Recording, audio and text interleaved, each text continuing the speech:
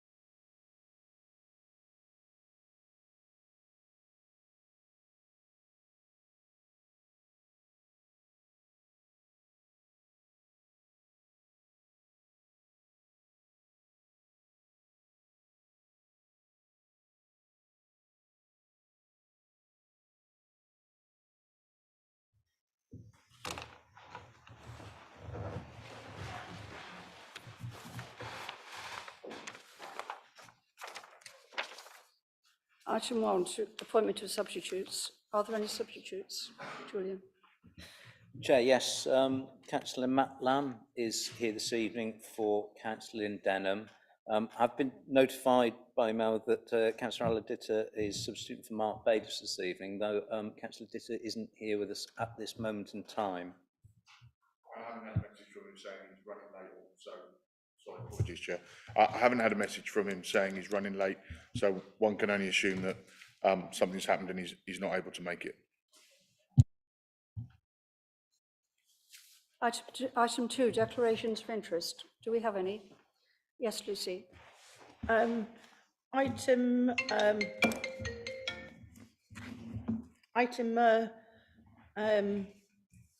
6, the draft budget. I'm a member of the Wundham Parish Council. Okay, thank you. Jabba.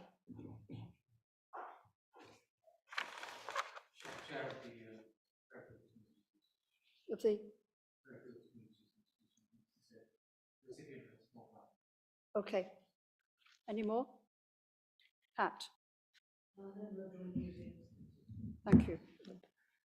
Oh, Lucy. I'm a member of the Joint Museums Committee as well. Okay, all right. Any more? Thank you. Item 3, public representation. I take it we don't have any. Thank you. Then we move on to the minutes of the previous meeting, which I hope you've all had time to look over. Anything on page 1? Page 2? Page 3? Page 4? Page 5? Page 6? Page 7? So We take it that those are an accurate record, yes. Chair, if I may. Yes? Chair, could I ask for some time between each agenda item? Because the papers are so, we've got a number of supplementaries. And Yeah. it's quite difficult if you're working off of a laptop as I am. Could you just sort of, as we jump from one to another, could you just be a little bit patient with me? Yes, yes, I will, Thank you. especially later on when. Thank you very yes, much. a good point. But not as environmentally good. Okay. So the next item is the minutes of the Income Management Subcommittee. Are we all happy to accept these as an accurate record of the meeting?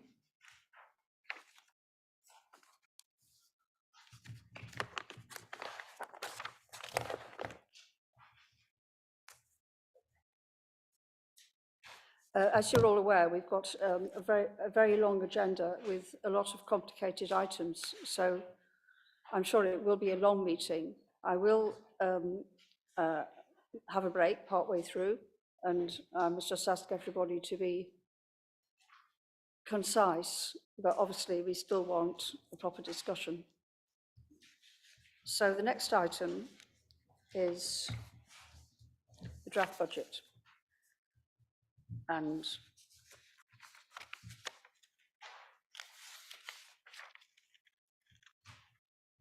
I pass over to Shane. But 6 and 7 are kind of almost the same. Yes. Yes. Okay, thank you, Chair. We'll deal with item 6 first. Good evening, councillors. This is the final stages of the budget setting for this year.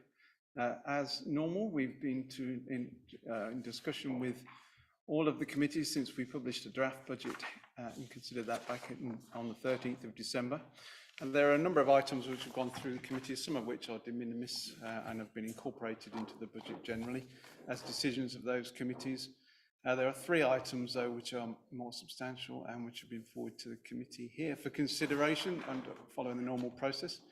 2 of these were from Environment Committee, which was considered at their November meeting and then ratified in December and have been carried forward. The first of which is to renew the Environmental Sustainability Strategy Enabling Budget. That was, for the previous 2 years, was £100,000 over that period. The proposal was to renew that and to increase it to £150,000. This enabling budget is not one that has a specific set of tasks. It's made available to officers in discussion with the committee to identify activities which will support the strategy and provides a sort of pot of funding to be made available as and when required to support that. The second was the extension of ghoul control activities. So the annual report on ghoul activity was considered in November, and a couple of areas seemed to be effective. Deterrent hawking was one of those, and the ghoul proofing activities which are undertaken was considered also by the committee to be effective, and accepted the proposal that there should be an extension of those 2 items in addition to the normal spend on ghoul control. Those amount to 35,300 in total. And then thirdly, the Health and Wellbeing Committee proposed that we extend, or rather change the COVID recovery ward member funds to do that for a further year, but simply to refer to them as ward member funds, and to have those as £1,000 per member as opposed to the £2,000 for each year, which we received budgeted for previously, I should say. Now, there was a further item in respect of that, was whether or not, if it was considered there wasn't sufficient funding across the reserves altogether to allow for all 3 of those, whether the third could be considered as part of the £150,000 set aside for the first. So in effect, reducing that to 115 and setting aside the 35,000 to support the ward member funds. So we have 3 decisions essentially, whether we accept each one of those items, and then a 4th decision as to how the third should be funded, whether it's funded separately or is taken from the 150,000 from the Environmental Sustainability budget. Finally, there was a capital item considered the Environment Committee which is very small in terms of the impact from the council, but it just needs to be referred on to council for inclusion in the capital programme. It wasn't included in the December budget, so it will need to be referred on. But I'm only including that here for information because it's not going to have any bearing on the council tax setting. That is also true of each of the other proposals. They're all one-off activities. There's nothing here which is an ongoing revenue activity. They're all to be taken from reserves. There are no specific reserves which I can identify which will accommodate those, so they will have to come from our business rates risk reserve. And as noted in the report and elsewhere in the budget item, the remaining balance on that reserve will be £800,000, which is short of the 1.4 million, which we previously decided should be held in that reserve. So members will need to bear in mind that if these proposals are agreed tonight, then that will reduce that by a further 220,000, or potentially less if we agree that we take the third from the first as discussed. Okay, I'm happy to answer any questions around that. Otherwise, Chair, that's the proposals for this year.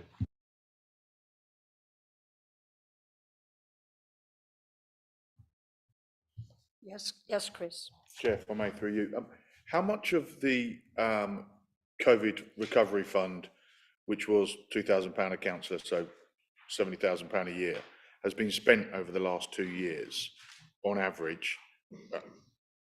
I mean, I know we've all had it. How many people have actually spent it, and how many haven't? So my question is, are we putting a pot of money aside that actually isn't being utilised? If it is, that's great, but. Through you, Chair, the position at the moment is that I think 5 councillors have spent all of their allocation.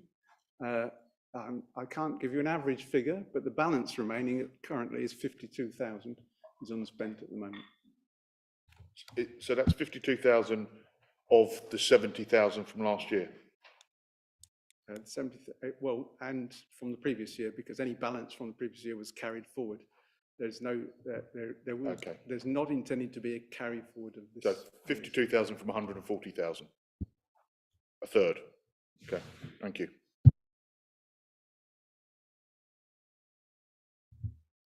And where is that money now? If I might ask a stupid question.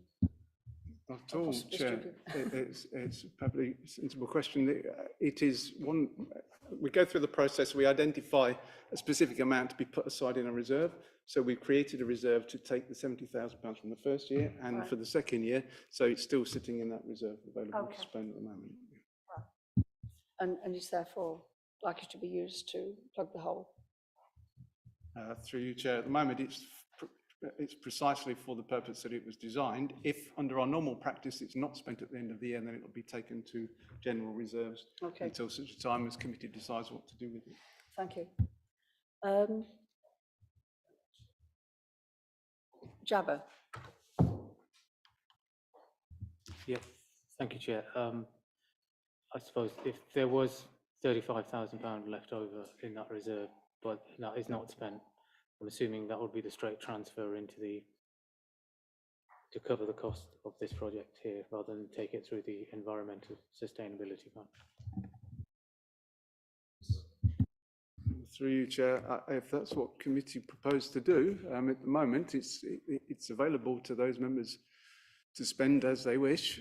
If at the end of the year it remains unspent, or if there's any balance unspent, then that would normally be taken back to reserves and could be used to fund this or other activities as members chose. There's 2 separate decisions there, and I don't think we could decide at this committee to use that for this particular purpose, because we don't know how much is going to be left at the end of the year at this stage. Yeah.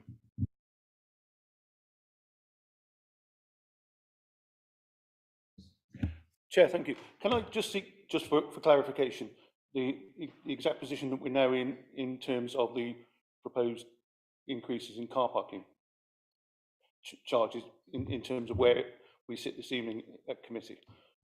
That sits within this proposal. Through you, Chair, no, that's included in the budget report and also in the fees and charges report. So we'll consider that as part of the next item in the budget report.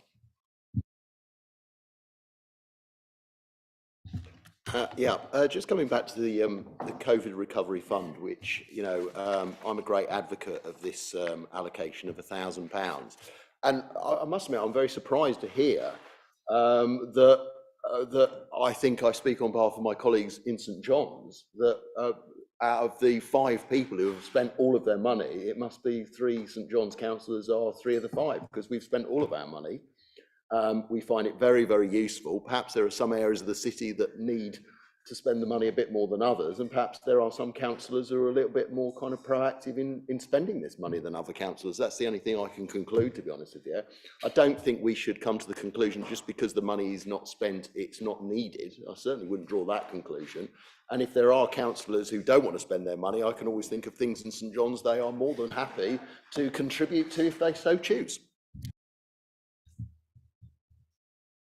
Thank you, Matt. I think it'd be interesting to compare how much money was spent out of the first year as opposed to the second year.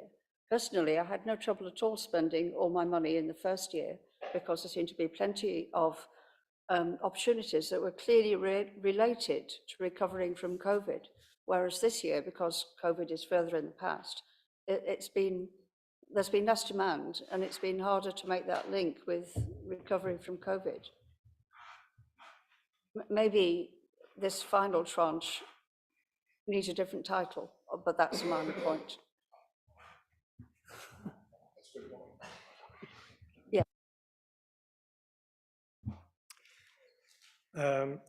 Thank you for the report, and obviously there's lots of information there. It's a hell of a lot of information to digest. Could you clarify for me, please, how much money we've got left in uncommitted reserves, how much we've got as a safety margin of, as I say, the uncommitted reserves? Through you, Chair. In relation to these particular items in item 6? No, in general terms of looking at the whole budget in its entirety, how much reserves have we got left over? Forgive me, Chair. That's next. Be part of the budget item, which is item 7, and then Okay. we'll go through the details there, Okay. if that's okay. Okay, right. So I'd like to ask members what they'd like to do about these items. Would you like to talk about them separately? Can I? Sorry? Oh, yes, Andy, please. Yeah, just as Chair of Environment Committee, and as I see a couple of items here from Environment, the goals,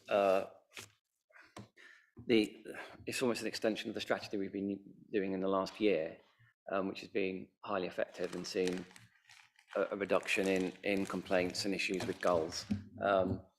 The additional funding is for non-lethal methods, and as you mentioned, it's a big chunk of it is gull exclusion, which actually permanently prevents gulls nesting in problem areas. So once you spend it once, but it then delivers year after year after year, and removes gulls from areas where they're causing the most problems to individuals in terms of impacting their health. So it's a real positive strategy, and has shown good results. That's why we want to continue it for one more year.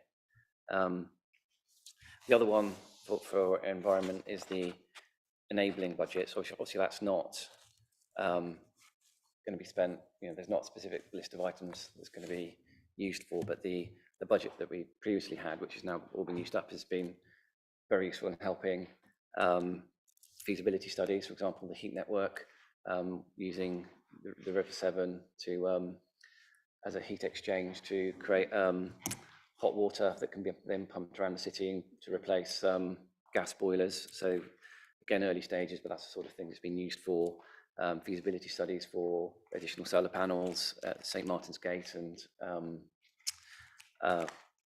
Perth as well as mentioned in the paper, grants. We also had the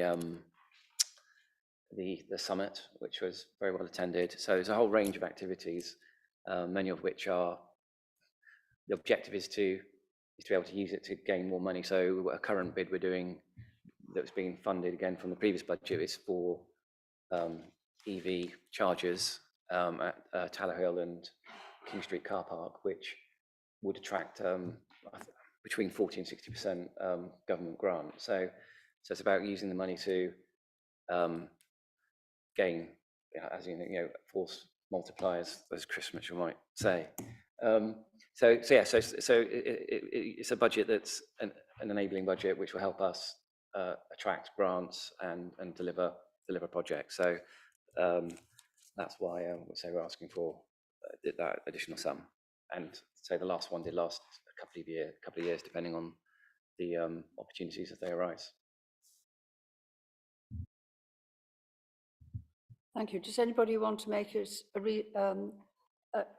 make a similar statement about the Health and Wellbeing Fund? Do we have a representative from the Health and Wellbeing Committee here?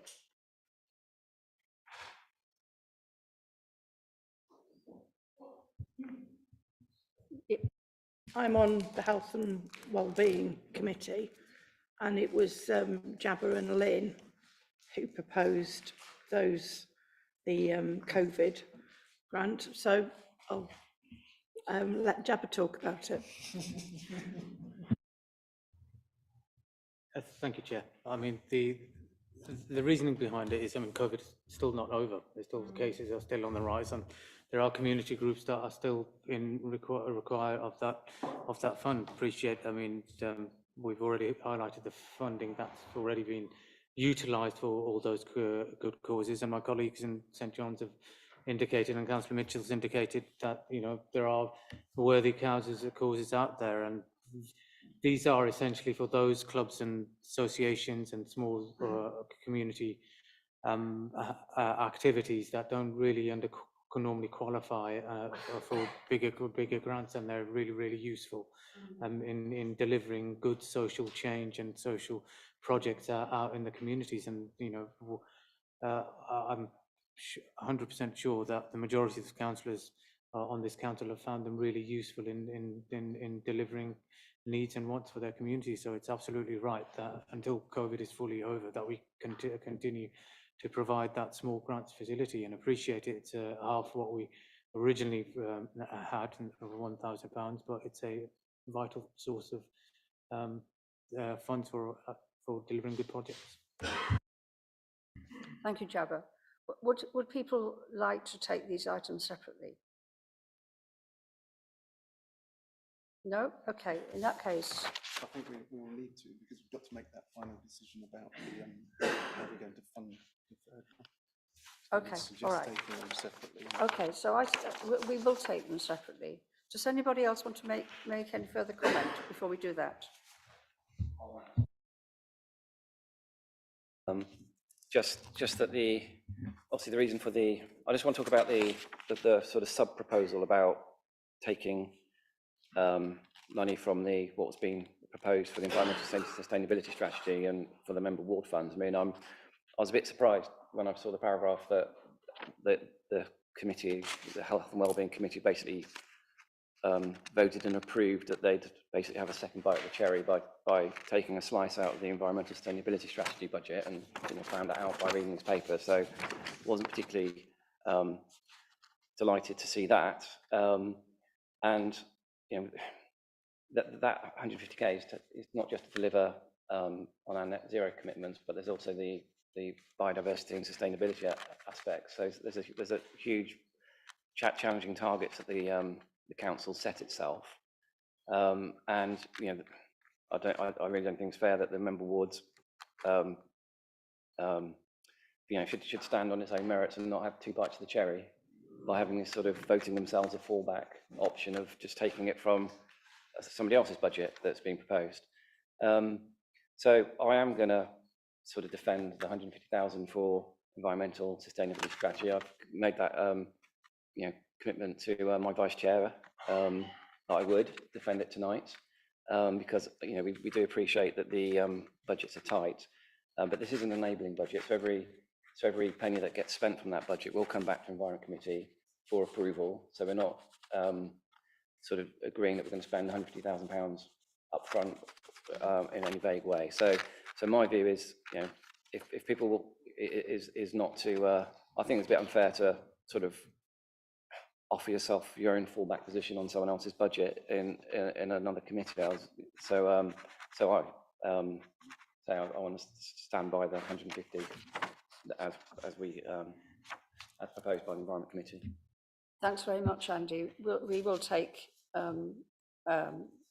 we will take a vote on that as well, about where that money is coming from. Do we have any more comments or questions?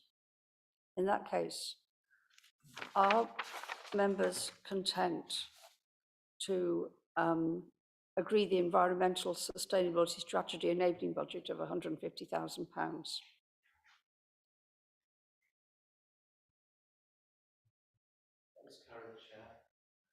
Thank you. Are members content to agree the 35.3 thousand for gold control activities? That's also carried, Chair. And are people content to agree the £35,000 for the member ward funds? That's carried as well, Chair. And are members, do members want that to be a separate item or to come from the environmental sustainability strategy? So if you'd like it to be a separate item, please indicate.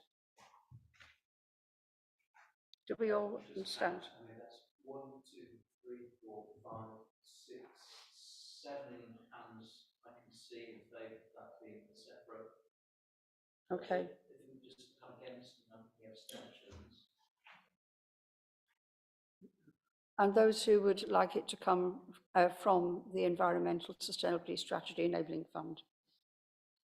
Okay, so I've got 1, 2, 3 hands. Four. That's 4. Yeah. So that's everything. There's no abstention. That's right, yes. We have voted in favour of that coming from a separate. Yes, yes. Thank you very much, everybody.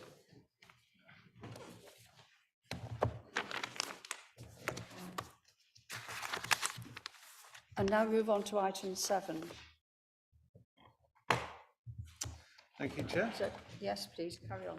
Thank you. So this is the full budget report for this year. And again, as with normal practice, what we do is propose a draft budget as it stands. This is development of the budget we considered back in December.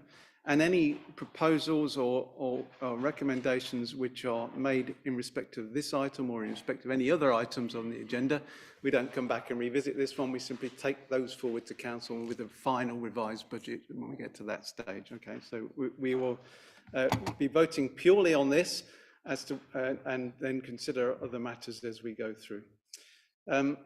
The council tax position, the recommendation is to accept the government's proposal that we increase the council tax by 2.99%, which is the maximum allowed, and is expected under our spending power calculation for the council that government gives us. So we've built that into our base budget, along with a couple of other assumptions, which are set out in detail in the report. Now, just particularly refer to item 1.4, which just to explain in detail what we're proposing there. So the balance on the budget leaves a gap of 1.706 million, which is set out in Appendix 1.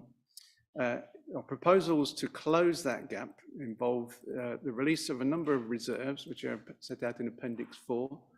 Now, these are reserves which we've identified as previously agreed as allocations, but where the spend hasn't been required or where the funding has been met by other sources, and also those where we can perhaps reduce the balance on the reserve or determine that we're not going to do any further work on that particular topic. So those amount to 571,000. I'm seeking agreement this evening that we accept those, the release of those reserves to meet the budget gap.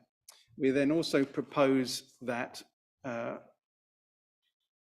£490,000 is taken from the homelessness support funding and brought into funding general fund housing activity, which is strategic housing activity, which is currently funded by the general fund. So we use that grant, and we're also proposing to use another £310,000 from other capital grants that we receive from government to help close the gap. If we do those, we are then left with £336,000.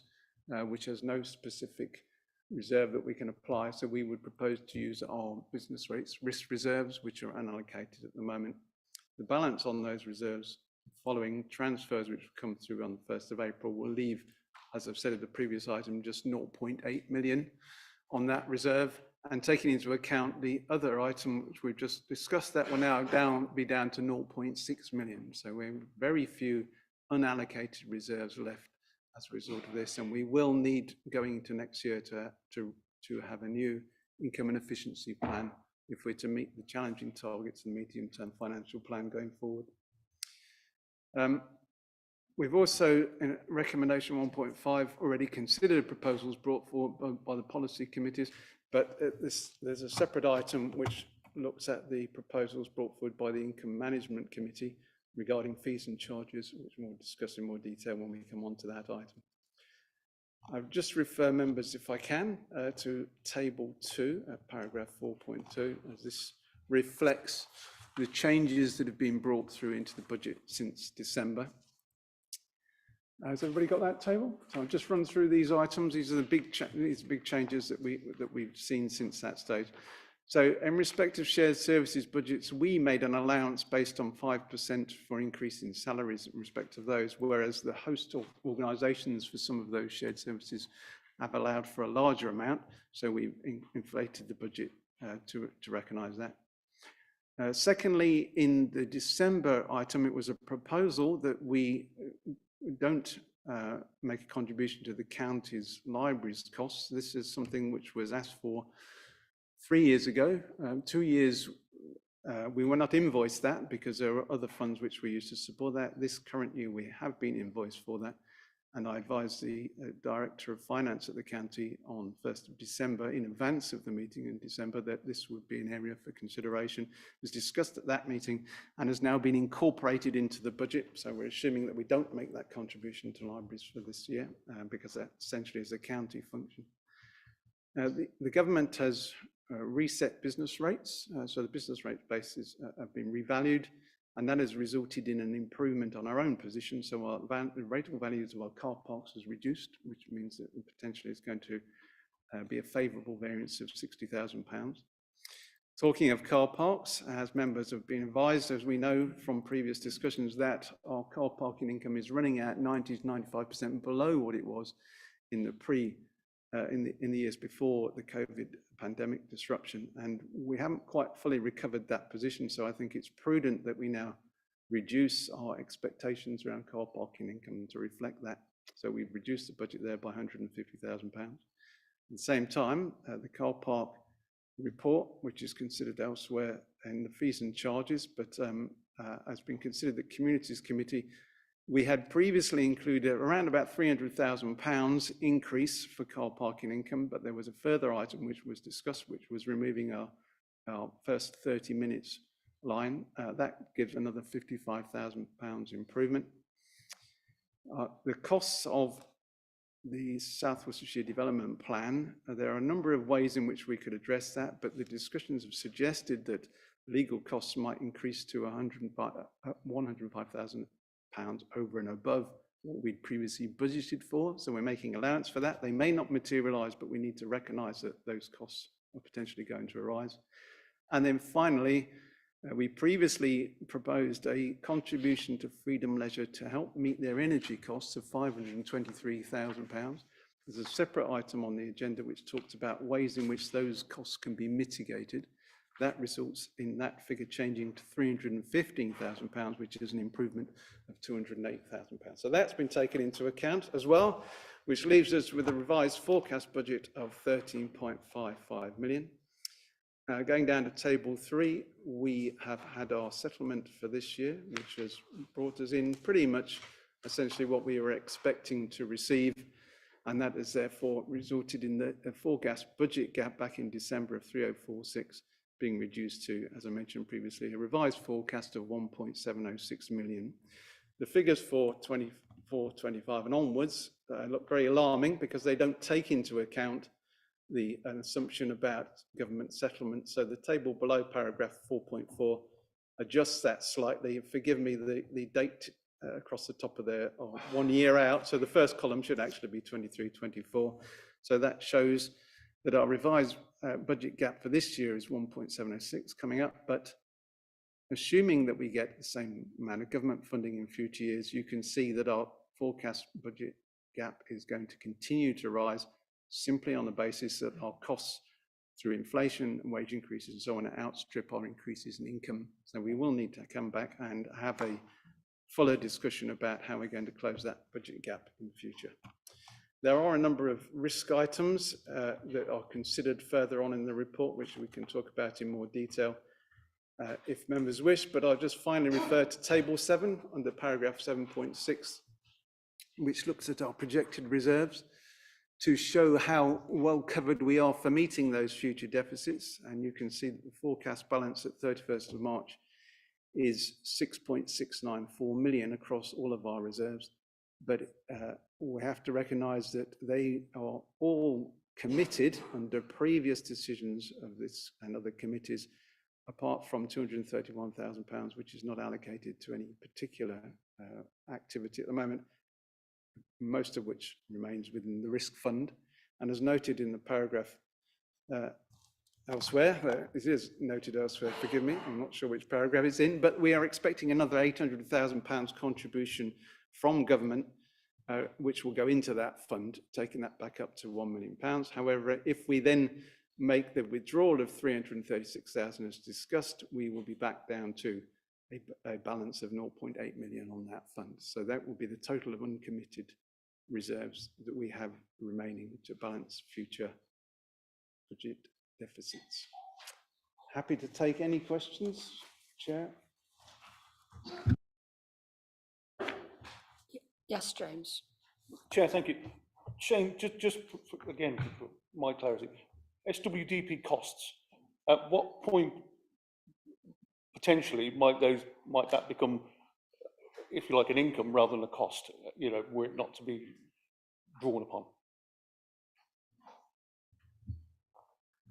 Through you, Chair. I don't know, David, if you're best placed to answer that in terms of timing, or we can invite Sean, who knows more about it, to come to the table and let us know what the timetable is.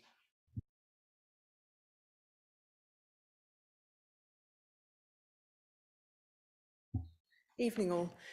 The costs in the budget relating to SWDP reflect this project phase of the work we're doing. So I would want to reassure you that when we have an adopted plan, it won't be a cost to us. What it is we're in this project phase where we are developing the revised plan, and there's been a budget for that for the last few years as we've done all the professional and technical work and brought that through. And the costs we're expecting to peak in this new financial year, because we're expecting to be before the planning inspectorate with our draft plan being subject to examination. And that brings with it both the planning inspectorate's fees and council fees, because it's held as a full formal inquiry that takes sometimes a number of weeks. And so there is quite a large number factored into the budget to factor in the fees that we're required to pay the planning inspector and the fees that we're required to pay our barrister. But I would want to reassure you that if you like, that's a one-off project cost. That's not a cost of having a plan. It's a cost of getting to the point where we've got a plan, if you see what I mean.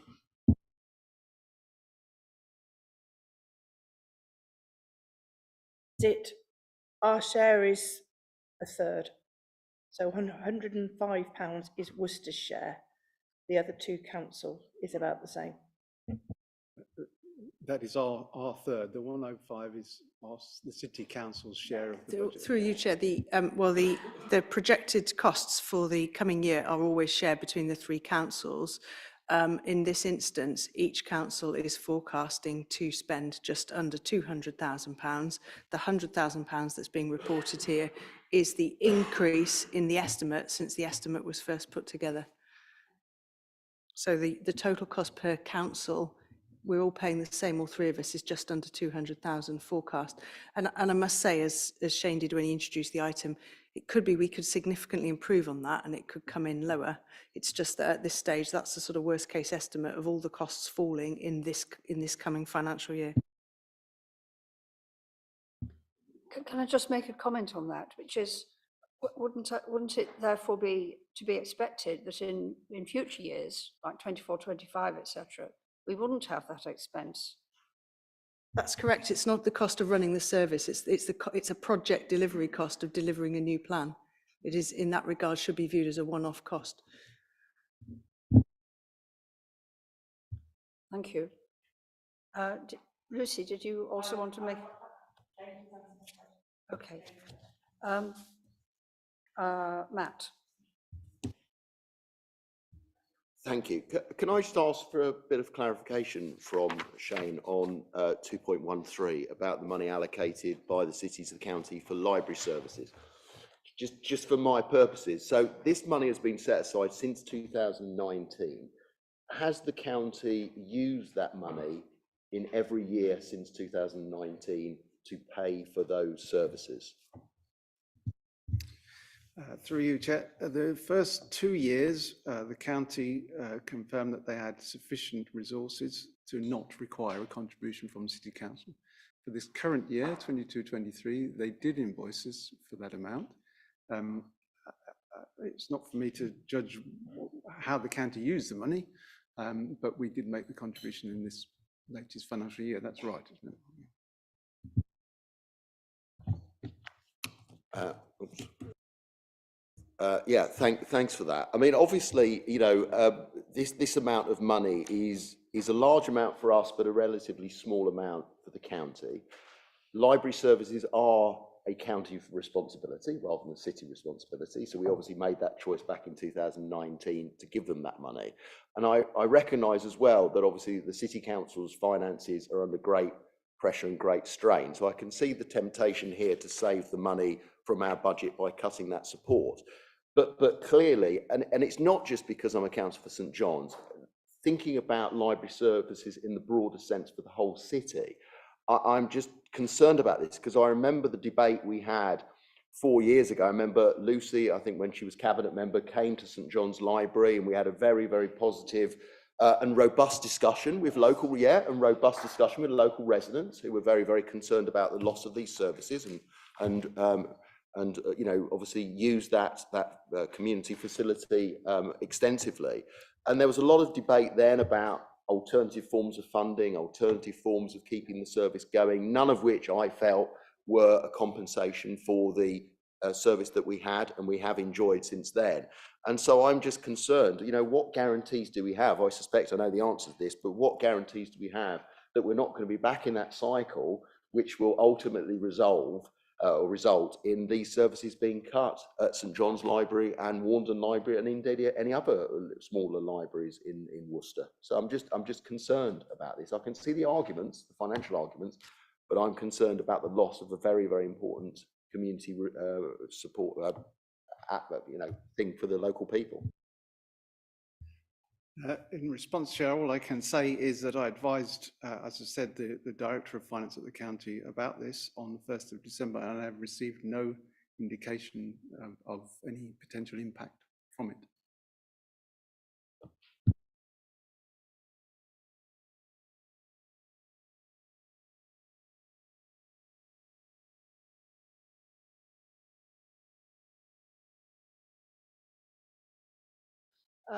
Andy? Thank you, Chair. Just want to ask a question about what assumptions have been made about energy costs, because obviously the directly, obviously the council consumes a lot of energy, and indirectly through Freedom Leisure. Just wondering, when you're looking several years ahead, what assumptions have you included in the forecast?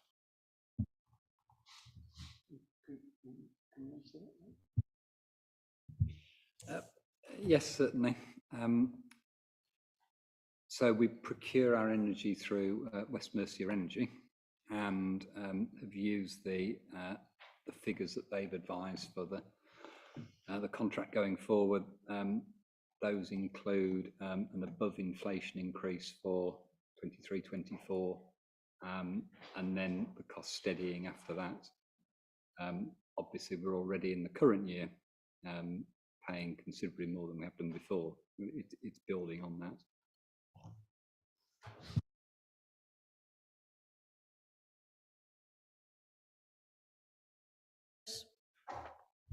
If I may, Chair, I might be asking the question that Louis was going to ask earlier on. the way I've read the paper, we declared that we have a general fund of 1.2 million, if my memory is correct. And then we've discussed a business rates, reserve, and a business rates reserve, which now come. Are they separate or are they a single reserve, i.e. we only have 800,000 in reserve? Through you, Chair, we have always, as a precondition of setting the budget, a general fund balance of 1.1 million. So we set that aside. It's there specifically for if something disastrous happens or there's a real problem that we have to deal with within year, then we have that in the background. The principle is that follows guidance from SIPFA, that we should always have that reserve. And the principle is that if it is spent during the year, then it must be replenished so it's available for the next year. The reserves that we're talking about here exclude that, so it's simply out of the discussion. And the business rates risk reserve and our other risk reserves are available to be used for purposes as members see fit. Yeah, if I may, I had another question. In paragraph 2.6, which is relating to car parking charges, it's now saying that those car parking charges on average, and it is an average, are going up at 9%, which was, just to confirm, is higher than I was originally led to believe, was it was 7.5%. Is that, am I correct? Through you, Chair, it's correct that we've calculated that it's an average of 9% now, yes. Thank you. So that even exasperates my comment more. I'm not going to rehearse my argument again. But it is my belief that I can't support this budget. I won't object to it, but I can't support it on the simple fact that I don't think raising parking charges is the right thing to do at the right time, now by an average of 9%, not by 7.5%. I've made the argument before, so I'm not going to waste more time because I know we have a busy agenda, Chair, but I struggle with that. I struggle even more now, but thank you, because I think there are alternative methods of filling that gap, but thank you.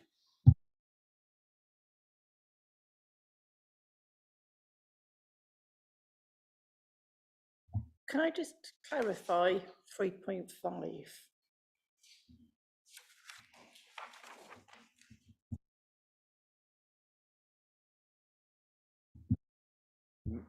Through you, Chair. So the government allows an increase in the council tax up to a maximum of 2.99% in this year.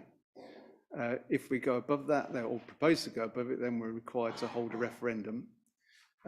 We are therefore proposing to allow that increase of 2.99%, which amounts to a £6 and a penny on the council tax for a bandy property.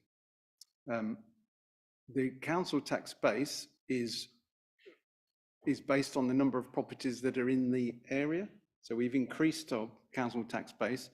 And so once you apply that £6 and a penny increase to that, that will result in an overall increase in council tax revenue of £286,000. So if we were not to include that increase in the council tax, then obviously that £286,000 couldn't be included in the budget.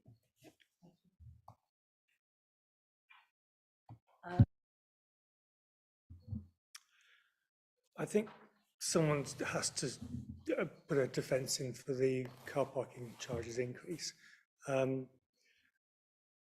It's not something that I think any of us would really want to see in this particular time of cost of living crisis. But we do need to balance our budget. And I think it also needs to be looked at in terms of the overall context and environment that we have in terms of the support we get from central government over the last several years. So if you look at the amount of money we get from central government, the grant that we get, in real terms, the amount of money we receive as a council now is just over £3.4 million a year less than we used to get back in 2010. We've heard tonight that before we started looking at the one-off ways of actually meeting our budget, the original budget deficit we had for this year was £1.7 million. Next year, it's forecast to be 3.4, the year after 4.5, the year after that 5.4 million. We've got to that, we've got a bridge that allows us some extra time this year. We're using lots of one-off things of scraping different barrels to try to get us to that target. I think it would be completely wrong to try and set a budget which raids our reserves and isn't putting us into a good financial position for the future. Even with what we're already doing, we're still going to be in a significantly very poor position going forward over the next few years. And I think we do have to look at the context also about where the car parking charges have been over the last 10 or 13 years or so. And I think I'm right in saying that in real terms, taking into account inflation, car parking charges have effectively been reduced by about 40% in that time. In the same time, bus fares have been going up. Lots of other costs have been going up. The rate of inflation is over 10%. We're talking about a one-off increase now that actually does some way of actually trying to bridge us back to having some sort of a budget. And it isn't just for this year, it's for the following years going on. And the multiplying effect of us not doing this now, I think would be imprudent to not do what we're going to do. So I'd ask everybody to hold their nerves and to support this this budget.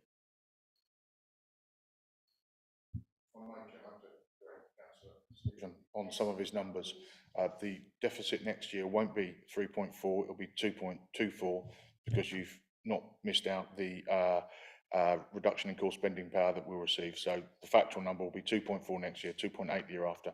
So just to correct you on a point there. And I would argue that there are alternative ways we could raise that money this year. I'm just saying this year, we don't believe it's the right time. We have a difference of opinion, that's fine. And I'm not going to scupper the whole budget by not voting for it. We will abstain. So I don't think we need to discuss any further the business of putting up the car parking charges at this meeting. Does anybody want to raise any? Yes. Yeah, thank you, Chair, and please accept my apologies. I think I should have declared an interest at the beginning of the meeting in relation to this item, in particular the subject that was raised by Councillor Lamb, and I thank him for raising that subject. Perhaps it could be noted. I just wanted to confirm that, Shane, what you said before was that with your discussion with the CFO of County, there was no conversation in relation to any effect that this might have had. But was there any expectation on your part or suggestion that you would be notified of what would or what could be as a result of the reduction that County would get from that money at all? Through you, Chair. No, I don't think there was any expectation of that. I let him know that this was a matter for consideration of the committee, and he thanked me for letting him know. That's as far as it went. Thank you very much. Any more questions or points? In that case, can I ask members to indicate if they are happy with the recommendation 1.1, 1.2, 1.3, 1.4 and 1.5? Please indicate. 1, 2, 3, 4, 5, 6, 4. And those against? None against. Any abstentions? 1, 2, 3, 4, 5 abstentions. Thank you, everyone.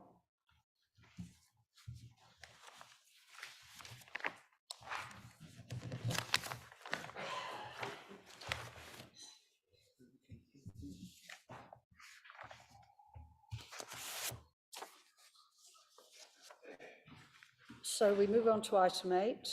This is fees and charges 2023 to 24. Mark? Yes, thank you,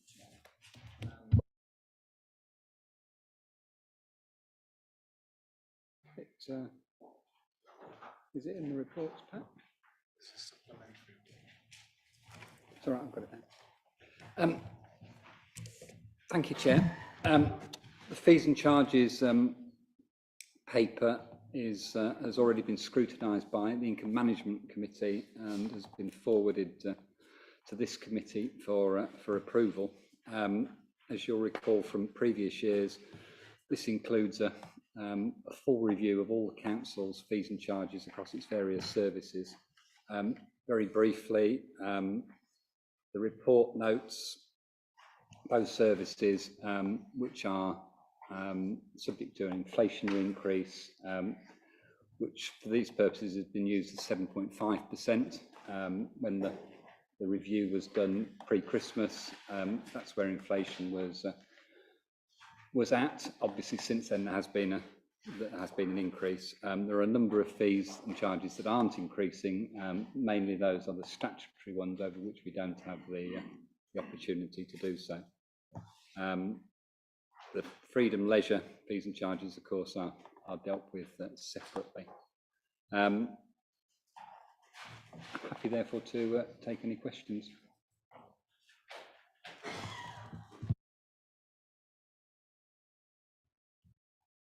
Yes, Andy.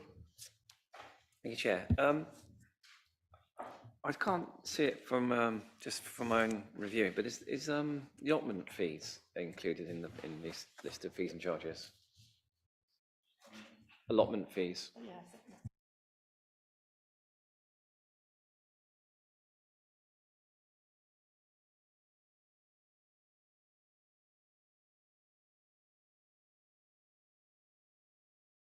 Page 20, according to mine.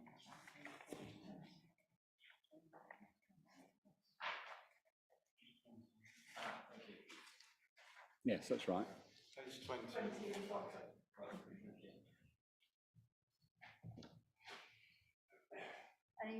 While you're pursuing those, does anybody else have any questions or comments?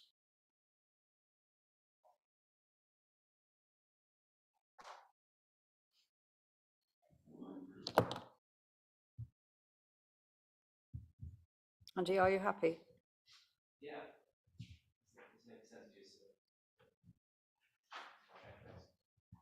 So it looks like, since we have no questions, straight to the recommendation that we receive the report and recommend its approval to full council on the 21st of February. Please indicate.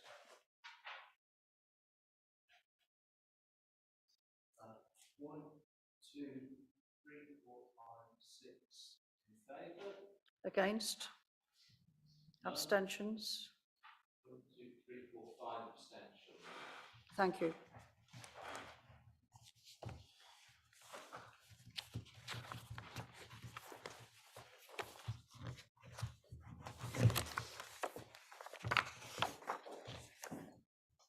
So next we have item 9, which is the management of Freedom Leisure contract.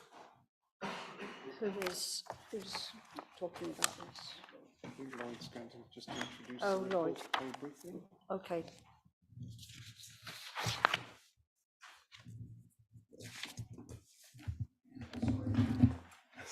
Thank you, Chair.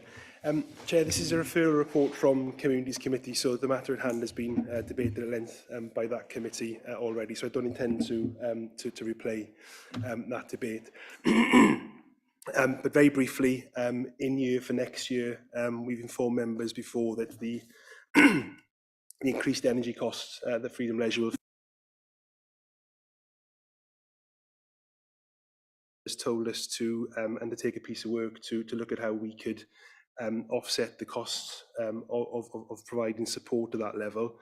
That piece of work has been undertaken, and Communities Committee have approved some cost reduction measures. That includes some tinkering with opening and closing times at 2 of the facilities, and members have already debated fees and charges. So along with the fees and charges increase and cost reduction measures, we can offset the £585,000 in additional costs, but this report is requesting approval for financial support of £315,000 to support Freedom Leisure next year and ensure our 3 centres can remain open. And it's also seeking a capital allocation of £550,000 for capital works relating to energy improvements. That will simply be an allocation, and there will be further reports brought back to relevant policy committee and this committee with a full business case before we seek release of that money. Happy to take any questions, Chair. Questions for, yes, Chris? Thank you, Chair. Lloyd, if energy prices come down, and we've seen the price of gas and diesel, etc., being reduced, although we're not necessarily seeing it as a consumer, do we get any clawback from this £300,000 or not? Or once we commit to give it to Freedom Leisure, that goes in their budget line, and if they make on it, great, and if they don't, they don't. Thank you, Chair. So this will be done via an open book process. So if approved, the approval allows us, or will allow us to support Freedom up to that amount. But actually, via the open book process, we will continue to meet regularly. And as we've done in the past, that money will only be drawn down when we are satisfied when there's been actual loss. So we won't be handing over £315,000 straight away. Thank you. Chair, thank you. More a comment really than a question. I think one of I mean, this is an extensive piece of work, and much of it is on the pink papers. However, what it does underline, I think, is that despite all the trials and tribulations that we've all seen over the course of the last sort of 3 years or so, the model actually works. The model that we have, if you look at the thing in its entirety now, and the piece of work that we may look at later in the meeting, the actual model itself works. There is, in my view, no argument about that, and I think we need to be very clear that the alternative models, though they are, I'm sure, well meant, actually would only make this situation, more challenging than it already is. So, whilst it is a difficult period for us to navigate our way through, I think the model of leisure delivery actually does work.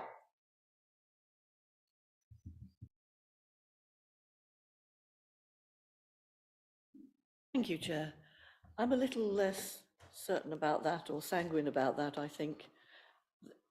Freedom Leisure has proved very expensive recently. And that is obviously a cause for concern. One of the causes I have for concern is that we appear to think, and I think it's paragraph 3.24, that part of the way that they save money is by having poorer terms and conditions for staff than we might. And in our supply chain, we do insist already on a minimum wage being paid within our supply chain, so that employees are actually paid what we would expect them to be paid and treated fairly. But paragraph 3.24 suggests that they may not be treated quite as fairly in a number of ways, and that is where we would save money, or partly where we would save money, by subcontracting. That bothers me, and I think we need to look into that, if that's the case. So I hope that we will look at the terms and conditions that are offered. Some of this will be highly confidential within the commercial context, but I do hope that we can actually ask pertinent questions. I think it's a very good question to ask, and I wouldn't like us to be complicit in not. Sorry. Excuse me. Paragraph 3.24. Oh, no, I can't find it. I can't find it. I was going to ask. I was going to ask that. Because I know some other members are raising it. Okay. Question is, Pat. Yes. What I've got down in my notes, page 77. Hang on, let's see. It's 2.34, sorry, yes. 77, 2.34.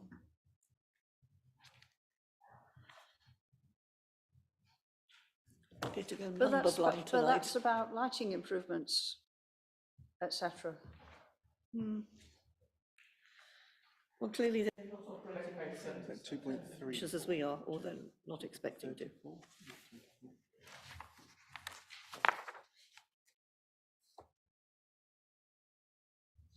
Oh, yes.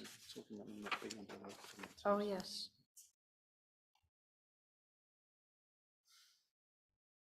Could I ask a question, please, Yes, Chair? do. Sorry, councillor Agar, if they're not council employees, they're not going to get a local government pension scheme because they work for a contractor. So as a consequence, they might get paid more, probably, than one of our staff, but would not get the gold-plated benefits that some of our staff, managing director, get. I appreciate the distinction, councillor, but I think we need to know the detail.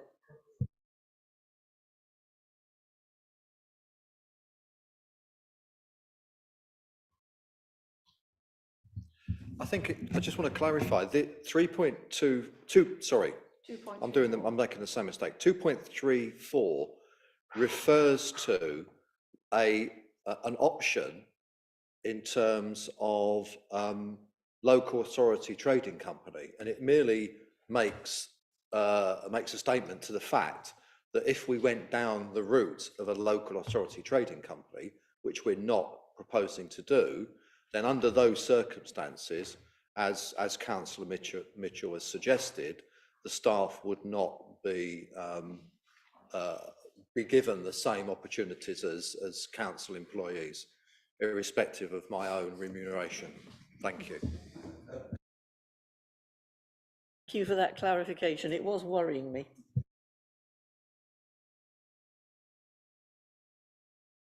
Yeah, just on that, I've got a different question. The other thing to bear in mind is that Freedom Leisure is in competition against commercial gyms and swimming pools. It's not a service that the council's providing that people can't go elsewhere for. That we need to bear that in mind as well. But my question is about the solar panels and the estimated cost and benefits. Is that based on the results of the feasibility study that was through Environment Committee? Is that feasibility being completed to provide this information? The report was commissioned by Freedom Leisure themselves. So that's been done following the feedback that we've had from not just the previous committee, the committee previous to that. But it's still, we feel not it's not got the full level of detail that we are comfortable with putting in front of members at this current time. So that's the reason why we want to come back with a full, properly mapped out business case for a decision. So does that mean there's been two feasibility studies, or one by us and one by them, or is it all just one? It's just the one feasibility study which I think we've had a contribution into, but it's just the one.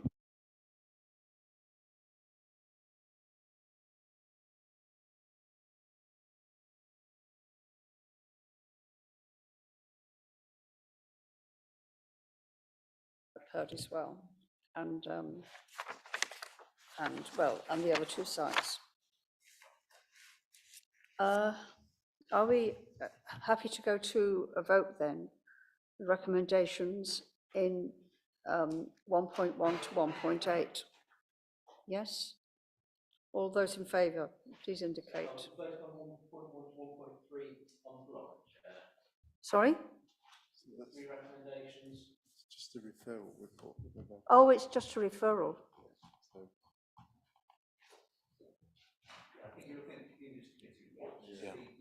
Am I looking at the wrong one?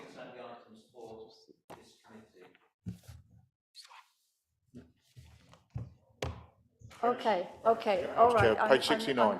I'm sorry for getting confused. Yes, 1.1 to 1.3.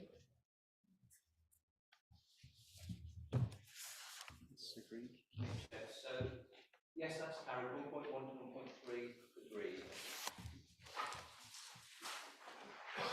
I'm still confused though, because that does say that's the appendix. Oh, okay, right. So. It's easily done. Well, oh. Chair, I don't think, well, I haven't got that page at all, so. I don't know what I voted on, or, well, I didn't vote, actually. Right.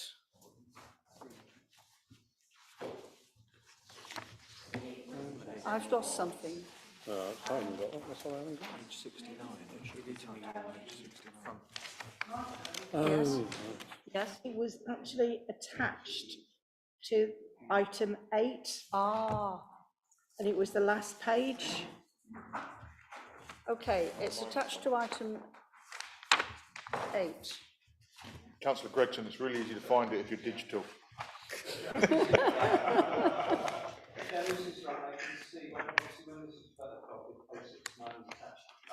No, it's not. That's item 8. no.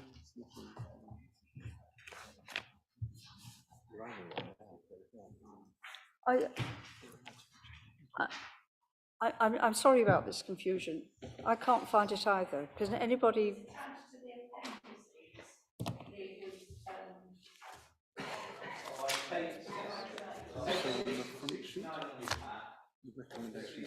Yes, I know. Yes, anyway, the recommendations are in the agenda as well. So on your agenda document, it's number 9.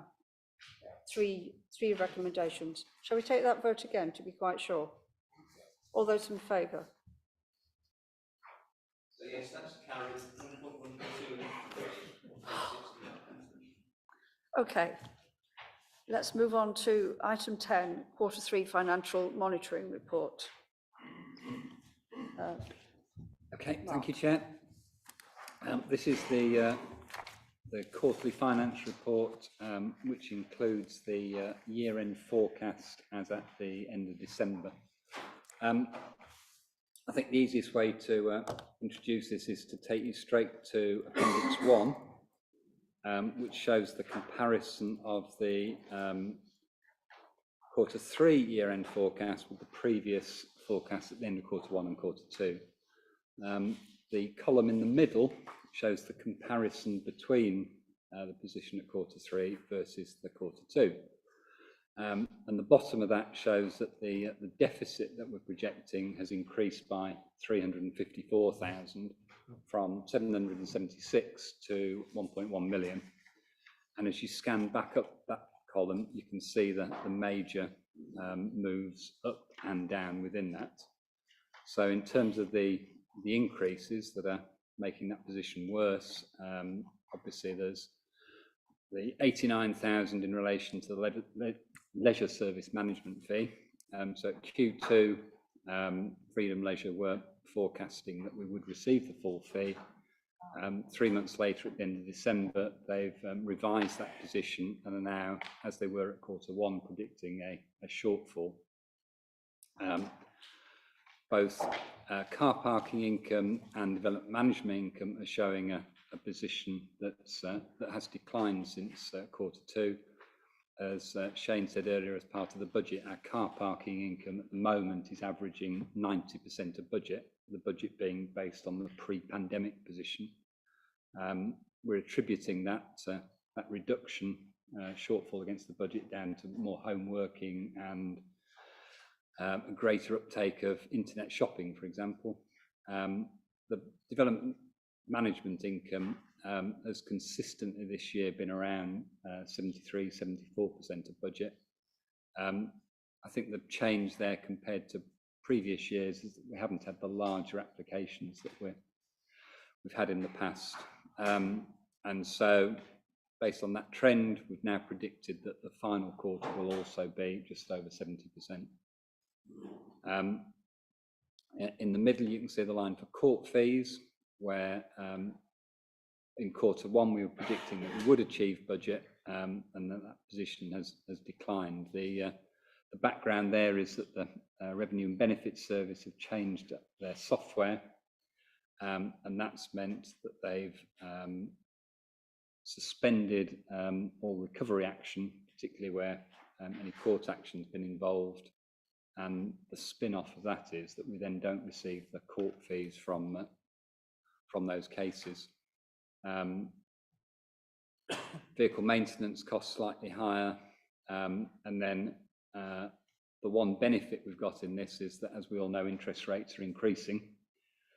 The council's in a fortunate position where our borrowing is at fixed rates taken out when interest rates were much lower. Conversely, any surplus cash we have at any point in time, at the moment we're sitting on the large grants that we've received for Future High Streets and Towns Fund. We can invest that cash on a day-to-day, week-to-week basis, and at the moment we're now receiving higher interest rates than we were expecting in the budget. Hence, we've got the quarterly improvement there of 95,000. When you add all those up, you come to that overall increase of 354,000, and the report covers all the aspects of that in more detail.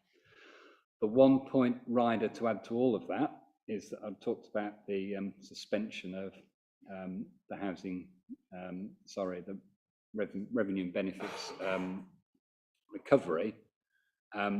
The change in software has also meant that we're currently not receiving the reports, the information that we'd expect on housing benefit payments. So in terms of the forecast, we've kept the forecast, the prediction that we had at the end of Q2.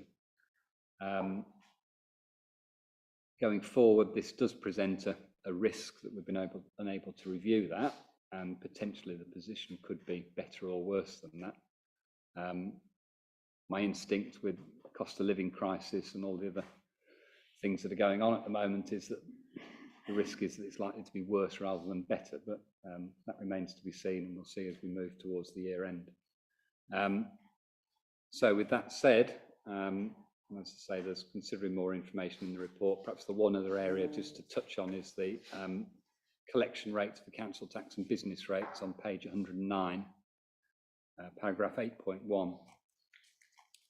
You can see there that council tax is still holding up reasonably well, and the collection rate against what we'd expect has fallen away slightly, but it's still only 2.8% of short of budget.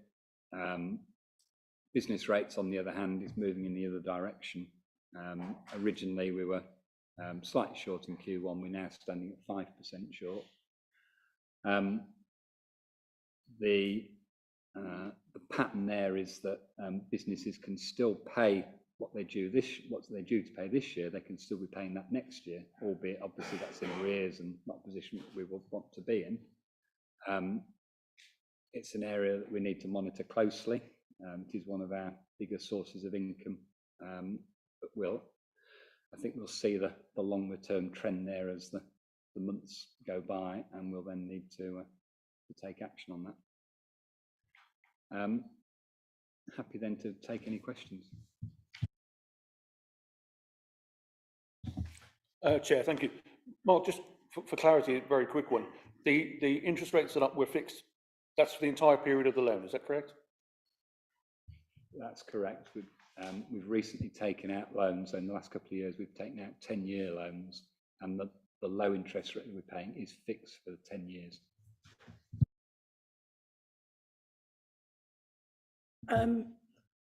The income for development management, it's £204,000 below budget. Do you think it might well increase? I've forgotten to bring my crystal ball, I'm afraid. I honestly can't answer that. I don't know whether Shane or David have got any better insight than me. Through you, Chair, what that is that we calculate that particularly. I mean, the budget is always subject to significant variations. You need one or two big applications and it can change. Every year that we've been tracking that budget since I've been at the council, we've always achieved it or been close to it, and in some cases exceeded it. So we continue to allow for the fact that there might be one or two big items. I mean, an alternative approach would be to set it at the basis of the day-to-day applications, and if we then get a big item in, then that's an additional, a bonus. Of course, the downside of that is that we then have a gap in the budget to set. So, we continue to take that policy. Maybe this is the year when we finally don't get the big applications coming through and we end up underspending. Maybe next year it'll be the other way around. So, I think the approach we're at least consistent so members can see, and we can all can see what the pattern of income is like, and then make decisions going forward.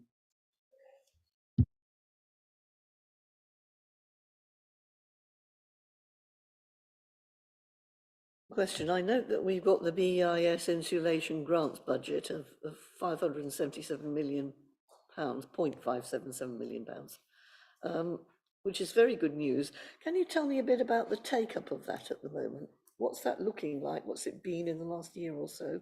And how do people access it?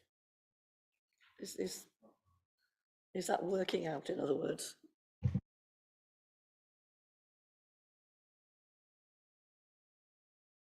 I think we'll have to come back to you on that one, Pat. Questions?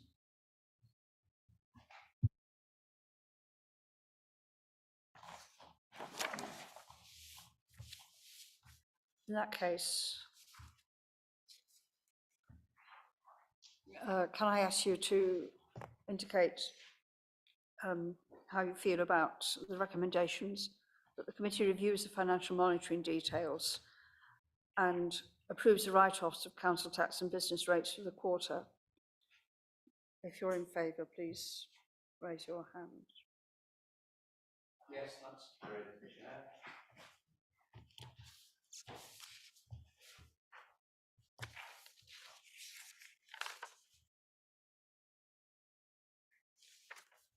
Okay, let's move on to item 11, which is the Q3 performance report. Thank you, Chair. This is our regular report for performance for this committee at this stage. Pleasing to note that all the projects which we set ourselves a task to do at the beginning of the year have been completed. Sadly, one close to the bottom there, the Levelling Up Fund, while we did get the design done and the bid put in, we weren't fortunate to receive the grant funding at this stage. So we will look to see in future whether future rounds of Levelling Up Fund we can again bring forward proposals for a new bid, whether we look at the same ones or look at different ones. In respect to the performance indicators, there are detailed comments against each one of those. I will only refer to the ones that I specifically have responsibility for. The net spend, Mark has already indicated where we are in respect of that, so not surprisingly that's showing as red at the moment. In respect of housing benefit claims and council tax support claims, as Mark has indicated earlier, there's been a new system implemented in revenues and benefits, and we have been through the process of transferring that service back in-house into the shared service from Civica. So it's now managed by the 3 councils and is now hosted at Malvern Hills Council in terms of terms and conditions. So there has been a bit of a backlog created. They are now working on that, and as members can see, the position is improving, but there is still a long way to go in terms of bringing that processing of claims back into the level that we'd like to see. And the final ones which are red there are showing the customer satisfaction ones. So we've updated that with our news scores. They're red because we prefer them to have been higher, but they do show improvements, and I'll provide more details on those in the next item on the agenda if members want to wait until then. Thank you, Chair. Then, Adrian. Thank you, Chair. Through you. It's useful looking at the reds because I tend to be drawn to them, and we do get mitigation, just as Shane's has outlined, but it would be more helpful if we had what we're going to do to get it back, whatever it is, back into a green, as opposed to we are going to do it. So we're told that we're now, whatever, 42 days as opposed to 14 days, and we're transitioning the IT system. And okay, so we transition the IT system. You've now got a massive backlog. Are we employing more people? Are we working longer hours? What is the system more efficient? It'll be really quite useful to understand what the action plan is, as opposed to, don't worry, it will all be good next quarter. A little bit more detail will be helpful. I pick on that one, Shane, because you used it. I refer to all 8 of the reds that we've got on there. Thank you. Through you, Chair, that comment is noted, and we always try to emphasise that there is a need to say something more than just present the picture, but there are actions to be undertaken. In respect of those particular ones, we have agreed an increase in resources. That budget was agreed this year. We've also established a working group to look at the issues which arose when the data system was transferred. So we've got a systematic process for working our way through that to close all of those off. And the benefit of it bringing him back in-house is we have much more direct contact and control over this process than we had previously. So I'm happy to bring a more detailed report on this matter to a future committee. Thank you. Thank you, Chair. Please, could you define early 2023?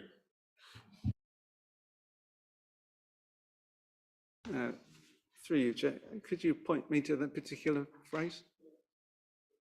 Does that mean that your answer changes depending on which item is referred to as being early 2023? As an academic, Adrian, you'll know that context is everything. Okay.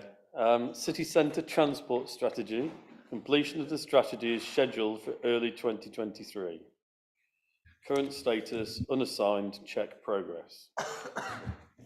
How's progress? Thank you. That's very helpful because I can give you an answer on that. There has been a draft developed for consultation. There are some items which still need to be finalised in respect of that.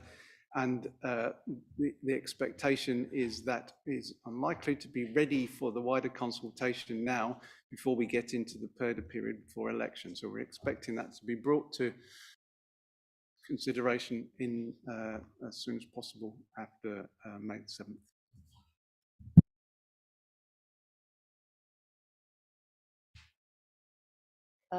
Did we have, I think I saw another, was it Matt or Pat wanted? Okay. In that case, can I just ask about the Sansom, the old swimming pool redevelopment? Nothing appears to be happening much there. It'd be good to have an update on it. Kerry.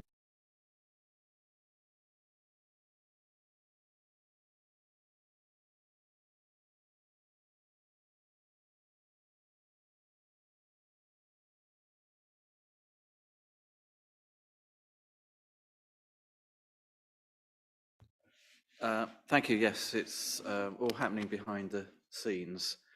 As you know, we have a development agreement with Sanctuary, and Planning Committee have resolved to grant their scheme planning consent. The one thing that we're busy working on at the moment is how to deal with the best approach to deal with the contamination in the site, which is not as much an issue as we'd originally sort of thought going back 2 years or so, but it is a process that requires an awful lot of careful thought and to and fro with Worcestershire Regulatory Services. And we're almost at the point where we have an approach that they're prepared to sign off. And then we're likely to have just a further negotiation with Sanctuary about the implications of that, and then away we go. So we should be confident of a start on site later this year.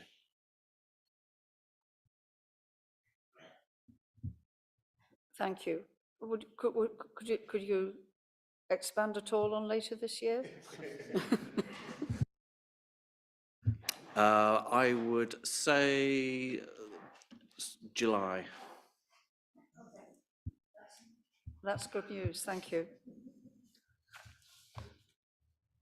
Do we have any more questions on this item? In that case,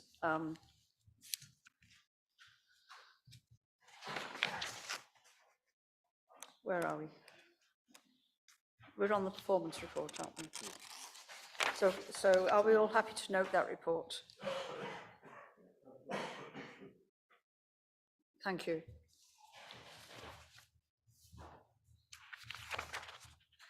How do people feel about having a break now?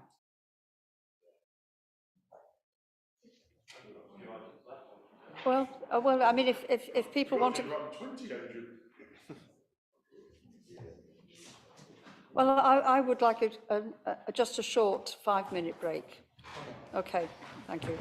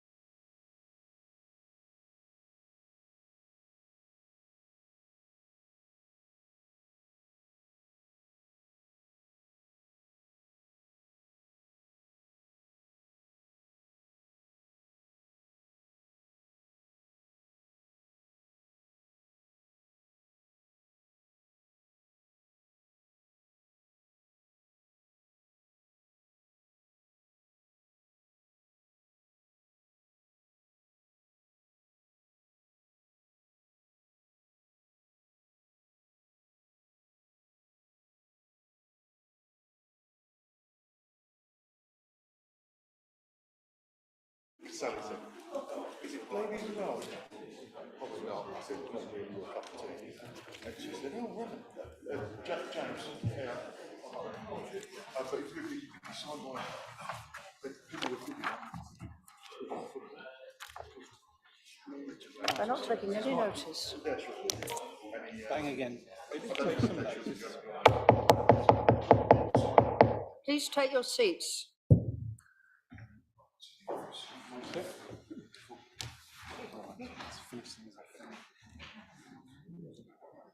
Okay, we move on to item 12, the annual survey 2022 results. Oh, who's that?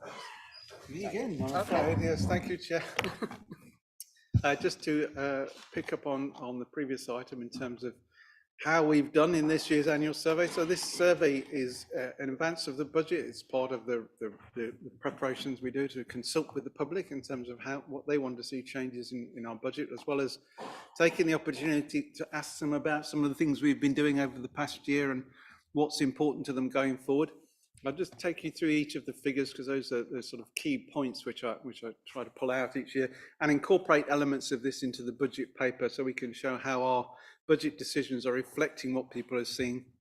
So figure one, as in previous years, the one that is now coming out as the most important to people is the enhancing and sustaining our beautiful city for future generations. And if you look at figure two, the trend over time, you can see how the change of name of that from preserving our assets to enhancing, sustaining our city has made a significant difference in people's understanding of what that is about and what we're trying to do in respect of that. It's a very dramatic, obvious impact that had on people's understanding of that, and it's very much the top of the tree.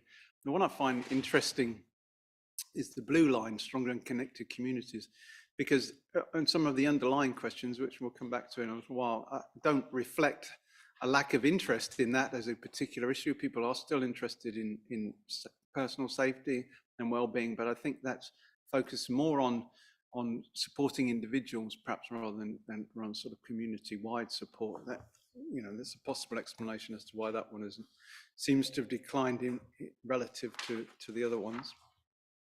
In terms of our overall satisfaction figures, so figure three, and again, so it's showing us red because it's not where we'd like it to be, which is up towards 70%, but it has shown an improvement over 2021. So people are more satisfied with services over the last year, which is always a good thing.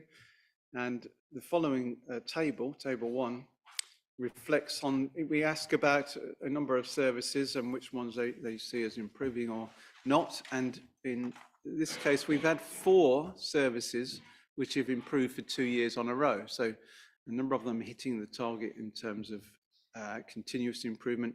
Arts and cultural activities and facilities hasn't appeared previously, so obviously people are pleased what's happening there. Sports and leisure activities, reflecting the fact that people are out and about and appreciating the events that are happening.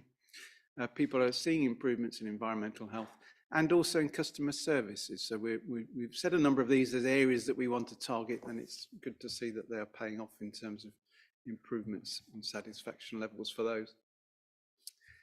We also like to ask people what we've been doing over the past year and what ones do they reflect. It's important to recognise that often that what they're reflecting is that they're not necessarily aware of something rather than they don't like it. But it's good to see that the renovation of the arches has been a major project for us in the past year, finally opened during this year. That came out top in terms of people, it's something visible, and they're excited about what we're doing there.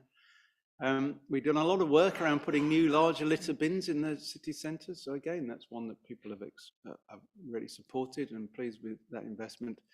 And then Knife Angel, which obviously was a one-off, but again, got a lot of support from people who like what we've been doing there. And just to reflect what I was just saying in table 3, those that are quite, some which have a very high score in terms of the don't know about. So it always tells us that there is more that we can do to let people know about the things that we're doing as a council and get a view from them as to whether or not they appreciate that. just looking at the sort of don't like scores against that, you can see they're very low. So it's not something they didn't like or didn't appreciate, but just simply weren't aware that we committed to that. So it's always worth reminding people every year of the things that we do. And then the next area we always ask about is, where would you like us to put more investment? And the same three come back year after year. So obviously, you know, just slightly going counter to this idea that community safety isn't necessarily a big issue for people. Support for housing and homelessness, people care about that, want us to put, you know, increased spending in that area. On public safety and making sure that this is a place where people feel safe, and also in terms of supporting local business and getting people back to work. That's again somewhere, you know, it's an area where people are always interested in increasing spending on that. The decreases in spending are always the same as well. Council tax, HB and other payments, they'd like to spend less money on licensing and less money on enforcement. Those three always come up as the ones that they'd like to spend less money on.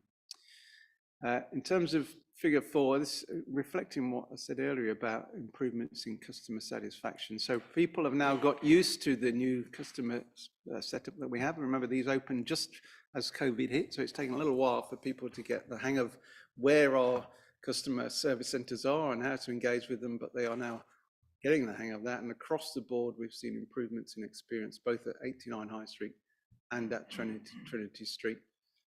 Those tables, I know, are a little bit difficult to follow, but take it from me, what they indicate is that there's a general improvement in satisfaction with our customer service activities, which is good to see. And that's something we want to continue to improve on. As I say, I've incorporated aspects of this into the budget and reflected in there about how we've shifted our funding to support some of the activities. We've continued things like DWAS and the amount of money we're spending on housing. I've noticed how we are putting more of our budget into supporting actions to tackle homelessness. We are continuing through the UK SPF to fund support for businesses to help local businesses continue to thrive. And so far, our High Street is performing pretty well in comparison with many. So I think there's plenty to take from this survey, that we're focusing on the right things and continuing to improve. But if there's any comments or questions, Chair, I'll be happy to try and answer them.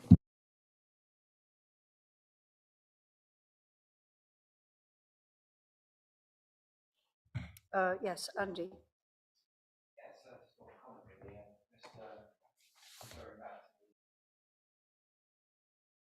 Where car parking fee increases was debated, Andy Roberts sort of raised the point about the public consultation on the fees, and that although one wasn't technically required, that he thought sort of morally a consultation should have been approached. But we've effectively got one through this survey at page 167.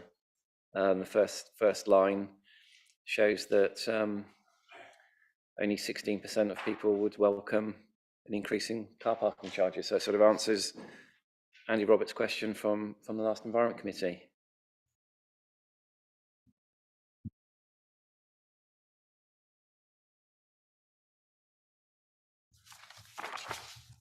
Thank you.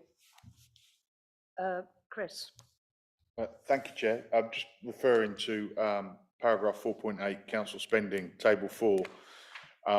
Interested to note that residents with 59% are saying they want us to spend more money on support for housing and homelessness. And I just wanted to bring that point out because that might be relevant to something we're discussing at a later date.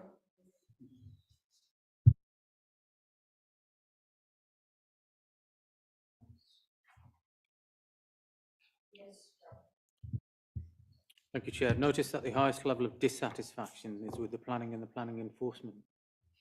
Would we care to hear like why, any more detailed reasoning behind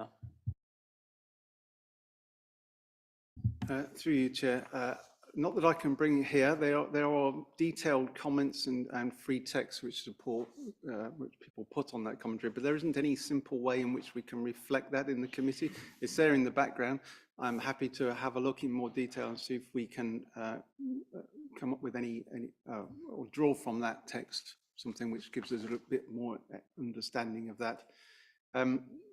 we also try to ensure every year that the comments and support are fed back through to heads of service for each of the service areas, so they have an opportunity to explore this and understand what it is that issues people are raising. So that's part of the normal process. And I can happily see if I can find out a little bit more and come back to the committee on that one. Okay. Perhaps I could just add, at the Place and Economic Committee, the last committee, we actually had a report about the proposed policy on oh gosh, I'm sorry, Jabba. What were you saying? Sorry. Yeah, planning and dissatisfaction with the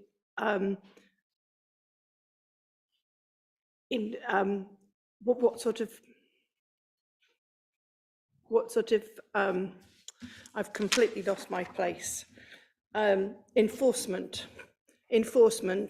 and we've actually had a report that the planning enforcement is going out for consultation, and we have a new policy about it. So in the next sort of few months, it would, okay. Yes, Sean, did you want to come in there? Sorry, Sean. Thank you. Yes, I just wanted to support what Councillor Hodgson, Chair of PED, said. Officers recognise that we had work to do to improve the planning service, and we would happily sit here tonight and tell you that we recognise that. I would say that the information we've been reporting through the PED committee has given members assurance that in terms of timeliness of processing applications, we've made really significant changes. And we now are really, if you look through the PED scorecard, we're hitting our targets. What that also means is that we've been tackling also the backlog. And again, members will remember that we had a point where we had, I think, about 350 cases in the backlog, and now we're down to 80, and a number of those are ongoing negotiations about whether they are, truly still in the backlog or not. So in other words, they're not customers left unattended, they're active cases. So in terms of the time lag of this survey, it would be quite appropriate if customers wanted to tell us that they weren't happy with the planning service previously. I would be concerned to understand that that was an ongoing trend, and I'm grateful for the question because we will be vigilant and we will drill into the detail. But and just to again amplify the point that Councillor Mrs Hodgson made, we brought to the committee a new policy on planning enforcement. We didn't have such a policy on the stocks that was current and up to date, and that in itself was a failing on our part. So we're going out to consultation on a planning enforcement policy, but the planning enforcement policy recognises that in common with other local authorities, our resources are limited, and we discussed that at committee about what does that mean. Planning enforcement itself is a discretionary activity, which sounds counterintuitive. We have a discretion whether we enforce, and we know it's a political priority here. We've made more investment in the planning enforcement team. There are now 4 officers who are actively involved in the casework. So I just wanted to give some reassurance that hopefully we're seeing the tail end of previous poor performance instead of an ongoing trend, but we will be vigilant. Thank you very much. Jabba. Yeah, thank you, Lucy, for your answer, and thank you, Sean, for your answer. And there's 2 reasons I asked that question. One, obviously, we realised that the huge backlog over COVID and as a result of that led to some huge problems within that. Secondly, obviously, the issue of enforcement is really important, and I'm glad that there's a policy coming forward. And thirdly, that actually planning as a function and planners themselves in terms of where they stand in our workforce, in our national workforce, and the amount of pressure that they're under to perform. And it's really hard to retain good planners and recruit good planners, because obviously the nature of the market is such that they go out, they cut their teeth in local authority and they go off to the public sector because the pay conditions, etc., are much better. And I think that needs to be addressed along with all the other cases, ensure that we recruit the best and retain the best planners within our workforce to deal with the cases. From a business perspective, the amount of applications that we've had and the delays that they've had and the inflationary rises that we've seen, the direct result of those delays has been 20–30% increases in build costs because of the delays in the planning system. So I want the council to recognise the effect that a delay in planning has on the end result and the project or product. And that it may be that many of the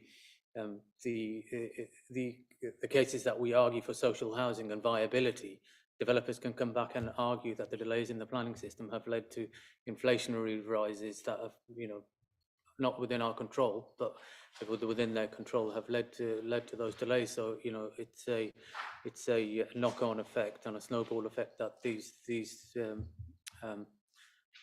the delays in planning have. Chair, obviously the simpler answer was it was all the former Chair of Planning's fault.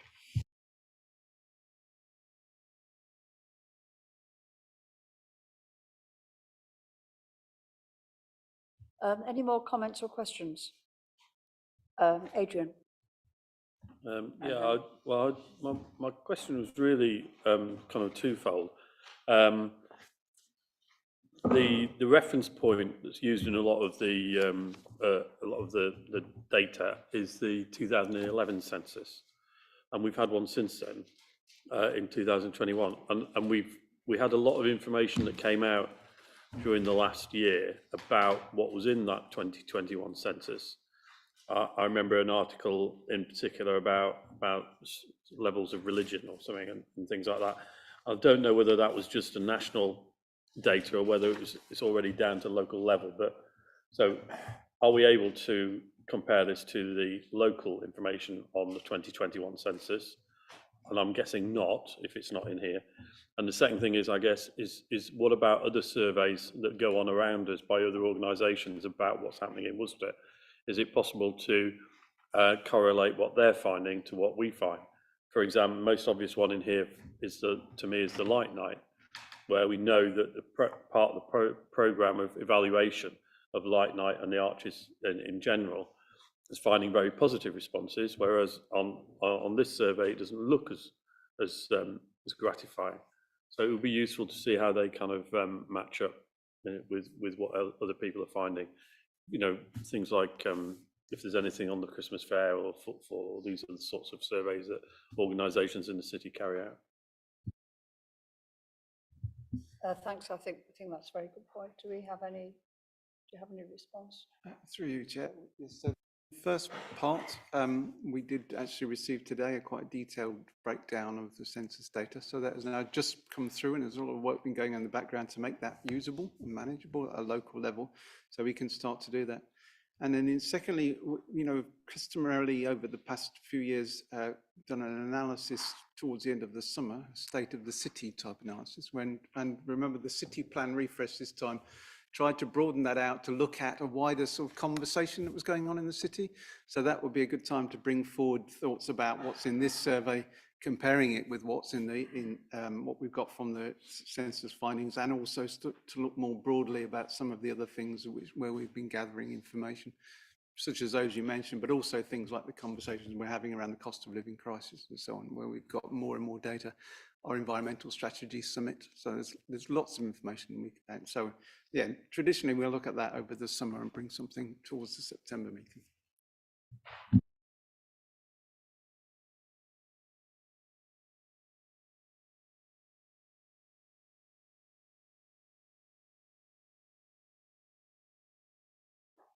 Thank you, Chair. I was just thinking that the irony isn't lost on me that the second priority listed here is, sorry, hang on a minute, not the heritage city, but the one of the key priorities here is a healthy and active city, and there is increasing support for that again. There was a blip, obviously, during the worst of COVID, and you can see that clearly on the graph. But I think people are generally more concerned than they used to be about health, and that's also reflected, I think, in that graph. And as I say, the irony is not lost on me that we're actually reducing access to freedom leisure provision at a time when people are saying that health and activity is very important. I mean, perhaps we can invest in other things through 106 money. Perhaps we can have more outdoor gyms. I mean, I think the Newtown Green Group might like one. I don't know, have to ask them. But if we're not actually offering the leisure centre facilities at the same level, perhaps there are other things we can look at doing to increase that sense of well-being and healthy activity. But I hope we will look at that seriously. Thank you. Jack, no? Any more? In that case, could I ask members to note the results of the annual survey? Are you happy to do that? Yep, okay.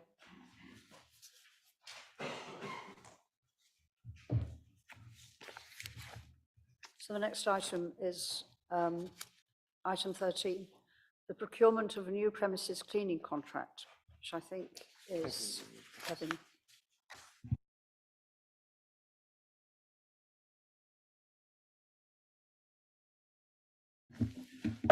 Thank you. Yes, this report recommends and seeks authority to go out and procure a new premises cleaning contract. So the reason it needs to come to this committee is because of the procurement value over a proposed 3-year term under our constitution requires P&R approval to put out, and also approval to the proposed evaluation method, which in this case we're recommending a 60-40 price quality split. Cleaning is kind of done in various ways at the moment. It's something that there's original contract with Solo, and that's kind of grown organically as premises have been sort of added to that. But we also line manage a couple of cleaners at Guildhall. So we've looked at the option of bringing it all in-house or putting it all out. We think, having done some market testing, there's slight competitive advantage to procuring a new contract. Notwithstanding the fact that we would obviously insist that cleaners are paid the National Living Wage, Foundation Living Wage, and on the basis that for the sake of consistency, we think it's a good thing that we procure a new contract and contract manage that from within our corporate facilities management function. I should add, obviously, it does have some 2P implications in that if we do successfully put it out, then 2 existing members of staff would be eligible to transfer to the new contractor under the 2P provisions. So there's a, depending on committee's decision, there's a consultation process set up to go through. Thank you. Louis. I think you've looked at various options of having it in-house, subcontracting it, hybrid systems and so on. Can you give some sort of explanation why it's cheaper to use an outside contractor rather than paying our own staff? Obviously, there's a profit to be made by an outside company. So can you just explain why it is cheaper to subcontract? Well, obviously, that's the feedback we got from the soft market testing. But in looking at what it would take to bring it all in-house, see, we think that because look at the spread of cleaners and the fact that we'd have to employ 10 cleaners across all our sites, and the creation of a supervisor's post as well. I think it's once you bring all that together and the on costs, I'd imagine an outsourced contractor would be in a position to spread the role and the work of that supervisor across more sites. It's a flexibility issue, Yeah. I guess. Yeah. Any more questions on this item? Yes, Andy. Yeah, at 2.5, Thank you. you mentioned that the public conveniences are cleaned by the street scene employees, and my understanding is that these are the same individuals that, with big sweepers, that are expected to keep the city centre clean, and that often, if there's short staff for whatever reason, then the toilets take priority, so we're not having the city centre being sort of clean, the actual streets being kept clean as otherwise could be. Did you look at the option of incorporating the cleaning of the public conveniences in this tender, and therefore sort of securing the actual main role of the street scene, which is to keep the streets clean, not cleaning toilets? It was. Oh, sorry, that was long. Yeah, it was something that received some consideration, but I think the feeling was that because we've got employees in the city centre, that the cleanliness of the public conveniences is part and parcel of the street scene offer.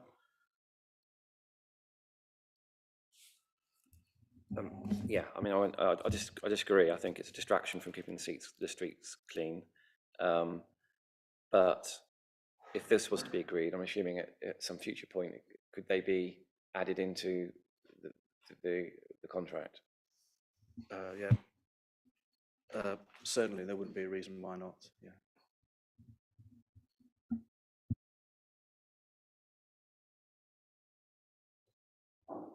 Thank you.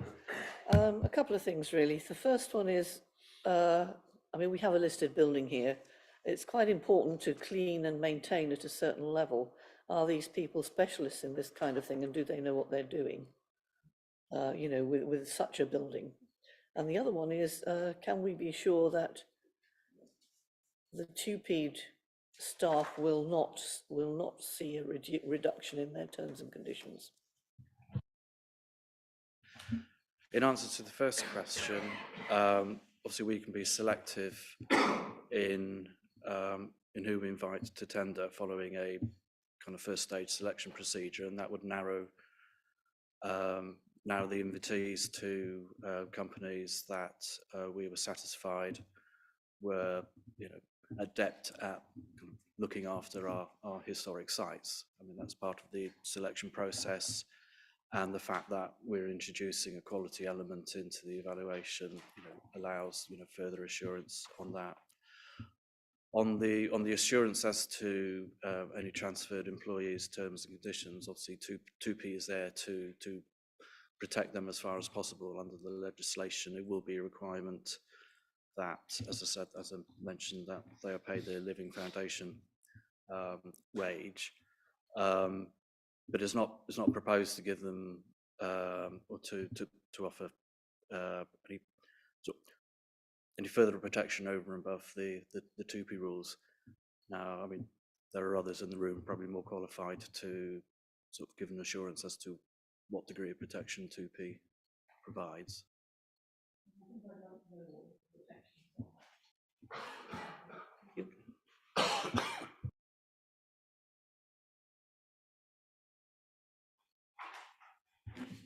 Through you, Chair. So there's two levels of protection if you are a local government employee who is TUPE transferred out of local government service. One is the TUPE regulations themselves, which protect you against less favourable treatment, detriment relating to the transfer. Your terms and conditions can only be changed if there is a future service reorganisation. And then the second level of protection comes from, there's a code of practice on workforce matters, which protects local government employees' pensions and requires a contractor coming in and taking on those staff to maintain local government pension, which they normally do by acquiring what's called admitted body status. They get access to the pension scheme so they can continue to offer local government pensions. Though in terms of how we would monitor that, because this council's also got a policy commitment to making sure that workers working under a contract like this are paid foundation real living wage, we would need to make sure that we did some contract monitoring and that we had some visibility of staff terms and conditions throughout the duration of the contract. And we would need to find a couple of different ways to measure that so that we could get that insight from the staff working under the contract as well as through the formal contract management. I've thought about this point in the context of when we say we want foundation real living wage in a contract, how will we check over the life of the contract that that's there? And it will require us to ask some questions and do some checks. Otherwise, there's there's a risk, isn't there, that over time attrition and things creep in. So it would be a contract management responsibility on us, and something that you as members could expect to hold us to account for. Thank you, because I believe Kevin said the national living wage, and actually we do have the real living wage. Thank you. Foundation real living wage, as per our policy. This contract, it would apply to that, because the definition of those contracts which are in scope are where you're working the majority of your time on the contract, and this would be one of those. Okay.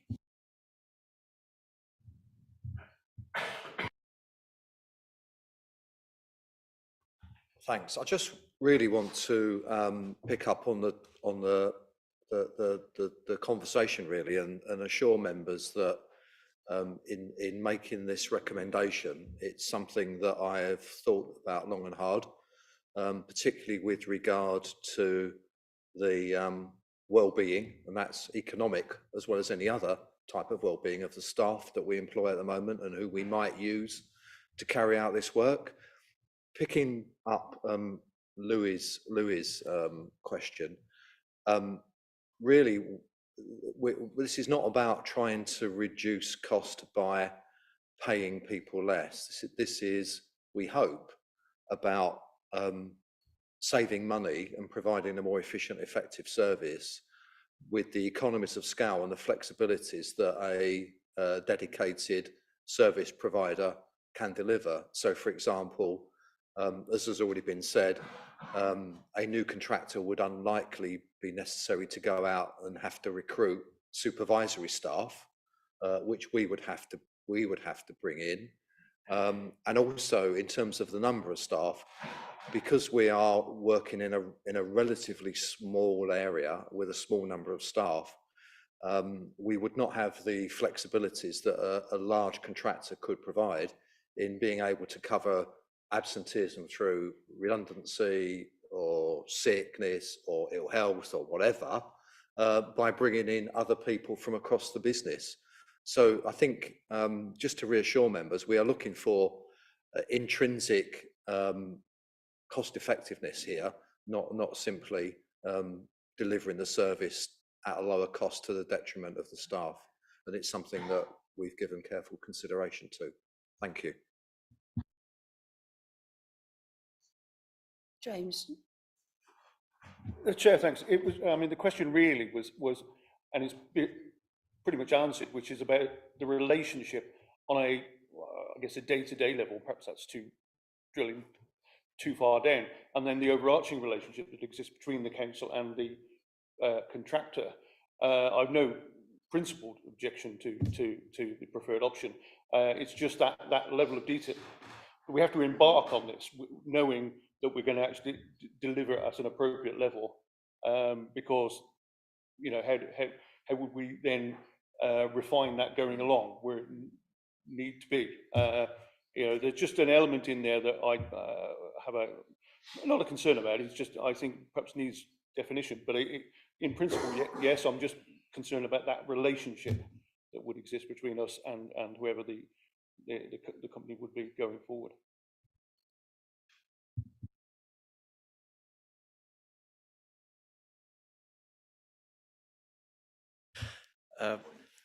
Thank you. I guess, I mean, one of the disadvantages of where we are at the moment is that, you know, cleaning is something that's kind of grown up over the years, but we, without any kind of point of accountability, but we now have a facilities manager's post in my team who is accountable for kind of every single facilities management contract there is, ranging from security to CCTV, and the relationship, the primary relationship between the council and the contractor will be between the facilities manager and obviously the account manager at the cleaning contractor.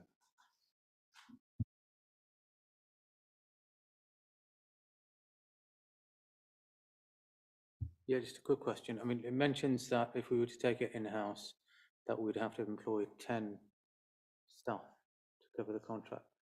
So are you saying that the company that we're going to go with are going to use 10 staff to clean all of our buildings?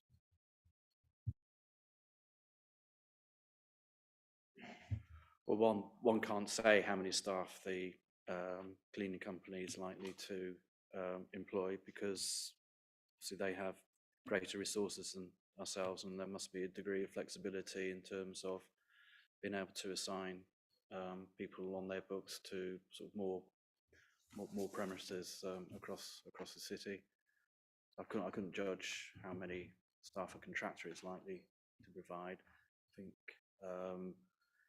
we looked at what we felt it would take to cover our own premises, which is obviously not just, you know, the obvious sites like Guildhall and the museums, but we have sites in fairly remote locations. When I say remote from, you know, the centre here, that staff at the moment are cleaning their own premises, and that's not really in the, you know, in the position we want to be in. Okay, I mean, yeah, I think through you, Chair, I mean, the concern is obviously just in terms of maintaining that level of service or enhancing it if we're going to go out to somebody who's more professional and doing it better than Jonathan. I just hope those standards are maintained as a result of it. I mean, obviously, needless to say, any transfer of existing staff to a new company will bring changes amongst those staff as well, and the relationships that we built with them. So, you know, just being sensitive of those. Any more questions or comments? Oh, yes, sorry, Steve. Thank you, Chair. Just looking at paragraph 4.4 and touching on something that David said in relation to well-being of staff. Talks about the recruitment, line management, performance would have to be a new role for the property team.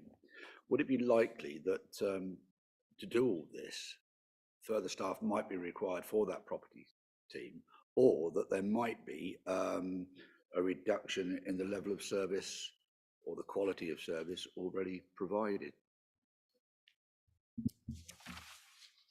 Kevin.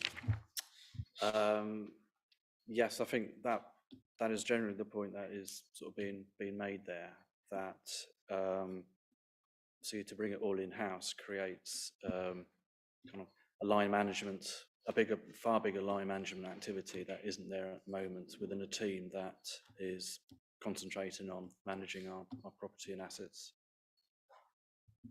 Yeah, thank you. So the fee that is quoted is likely to have to take that into account as well. Yeah, thanks very much.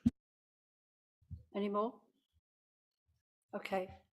Oh, yes, Andy. Yeah, sorry, I just want to return to the to the public conveniences and just sort of ask the question whether the tender could be included as an option in the tender, not to say taken up, but to provide information on what the actual outsourced cost would be if you outsource the cleaning costs, just as a information, and that can then be compared against the cost of doing it in-house with our street cleaning stuff. Yeah, yes, there's no reason why that can't be done.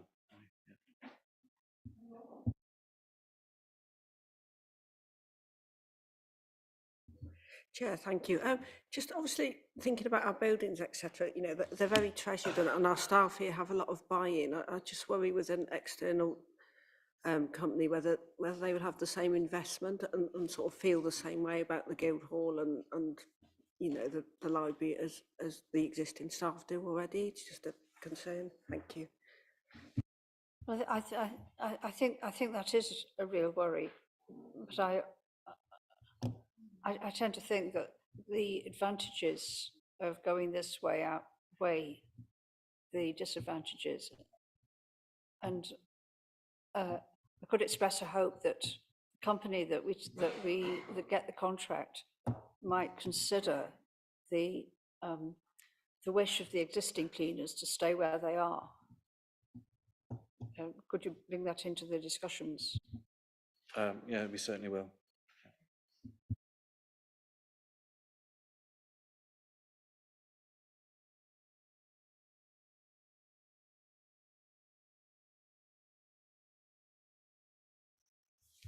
Whether they're happy for the committee, for the council to undertake the procurement process for a new contract for council-wide premises and delegate authority as stated in paragraph 2. Yes, that is Harriet. Oh, sorry, Mel, how are you voting? Against? And an abstention? Yes, and 1 abstention. So we move to item 14, which is the sale of land at King Street car park.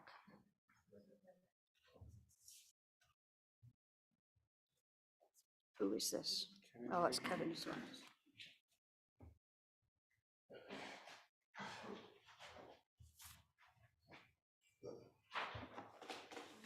Thank you. This report obviously brings to committee's attention and recommends the sale of a piece of land at King Street car park adjoining Benedicto's restaurants. We've been approached by the owners of Benedicto's who wish to plan a 2-storey extension to the premises to provide additional covers and kitchen space. Spent a fair bit of time working or negotiating and discussing with Benedicto's to arrive at a position whereby we sort of fully understood what impact the proposals would have on the car park and structuring a deal which, if committee so wished to approve the principle of sale, would protect the council's position in terms of having negotiated a land price, which we're prepared to certify as the best consideration reasonably obtainable, that there would be no sale of the land until planning consent and listed building consent have been granted, and until the various works required to relocate ticket machines and realign the entrance into the car park and all the white lining work had been carried out. As the report's explicit on the implications for the car park, in that the extension itself or the sale of land would in fact remove 2 car parking spaces on a permanent basis from the car park. And whilst the works were in progress due to the need to provide a contractor's compound, but also for the need to ensure that there was safe manoeuvring through the car park for contractors' vehicles, then there are a number of car parking spaces, as the report makes clear, that would be taken out of use, some of which would be taken out of use for possibly a 12-month period whilst the works were in progress. You'll see from the supplementary report in part 2 of the agenda that Benedictos will be paying the council an agreed amount per space as it's taken out of use, which we're prepared to state is a reasonable recompense for any potential loss of income from those car parking spaces. Thank you. Any questions? Are there any questions? Mel, then I've got Lucy. Chair, thank you. Obviously, it's been really tough for the hospitality business, and I think all credit to Benedictos for doing well and being in a position to expand. But I just thinking about the city, obviously the cathedral is our big asset, and we're always looking for tourism and income generation. I just worry the extent and the disruption from our key car park, if you like, will cause longer term untold damage. Because I think it is, you know, it's the big pull, isn't it, the cathedral for the city? And if we're going to disrupt this car park, we know how sensitive people were about the car park charges as well, and how upset they were. And I just think, I don't want to see a situation where we cause so much damage that those people don't come back, or it puts them off. I think it is more of a risk than we've given consideration to. Thank you.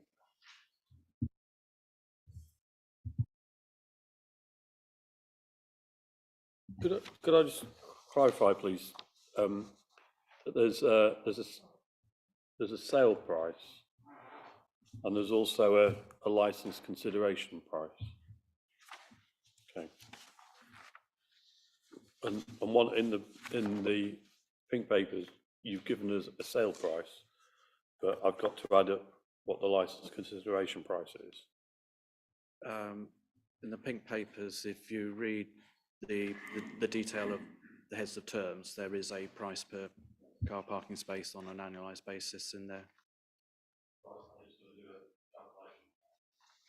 Sorry. Can we leave the pink bit to the pink part of the programme, please? Lucy. I'm just interested in the heritage side of things. And obviously the car park, we know it underneath will be is quite a lot of heritage and that sort of thing. So will there be an ongoing sort of archaeological in the way of dig or something, so that on every count the heritage can be maintained? Yes, I mean that will largely be a matter for planning and listed building consent. But even before planning, well, the heritage in the car park. As part of the submission of any planning application, they would need to submit a full heritage statement, and it's likely to be a planning condition that there is, at the very least, a watching brief and oversight of any excavation required. We, under the terms agreed for the sale, the council as landowner has to approve any plans that are submitted, so we would see a full planning application with all supporting documentation before that was submitted. So included in that is the archaeological service. That's right, yeah. As well. Yeah. Yeah. Thank you. Yeah, thank you, Chair. Just to get a Councillor Hodgson's concern, yeah, it reassures me that before anything's done there and before the actual sale of the land is agreed, that we have an agreed planning application, which would cover heritage concerns, because heritage would be asked to comment as a consultee. It is a gateway to the city. We've seen the development on the building across the side, which looks fantastic and is lifting that area. And I think, whilst I haven't seen the designs, it's got to come to this committee, or sorry, the planning committee, and it can only be an enhancement of that entrance to the city. I understand there's going to be some disruption. It's quite hilarious that someone who's concerning about parking, happy to raise the parking charges, but doesn't want to move some cars around, which might upset parkers. But anyway, it is disruption, but you can't make an omelette without breaking a few eggs. And I think the overall betterment of one, the city in terms of its entrance and the visage as you come into Sidbury, and two, supporting the local business. You know, they pay our business rates. You know, they attract people into the city. It's a very popular restaurant. I've eaten there on a number of occasions. So I think this is, and I love the fact that they've had the gumption to come up with a good idea and come to the council and negotiate it. So I think it's something I'd very much support. So yeah, I haven't seen the numbers yet. Well, I have seen the numbers, but yeah, in principle, I think it's a betterment. And this land was identified as development land in our corporate plan, or land for development. So it's not like it's greenfield. So thank you, Chair. Thank you, Chris. James? Chair, thanks. I'd echo that, and I'd also add that various committees of this council have said for a number of years that we need to do as much as we possibly can to build that area of the city, enhance its profile. We've got a significant tourist attraction literally yards away from this area. This is just a relatively small part of a much bigger picture as we go forward to create Sidbury and the adjoining areas, and to, you know, really enhance them and to draw particularly visitors to the city into that part of Worcester. So I totally support this proposal. Thank you very much, James, and thank you all. Oh, Jabba and Pat. Jabba first.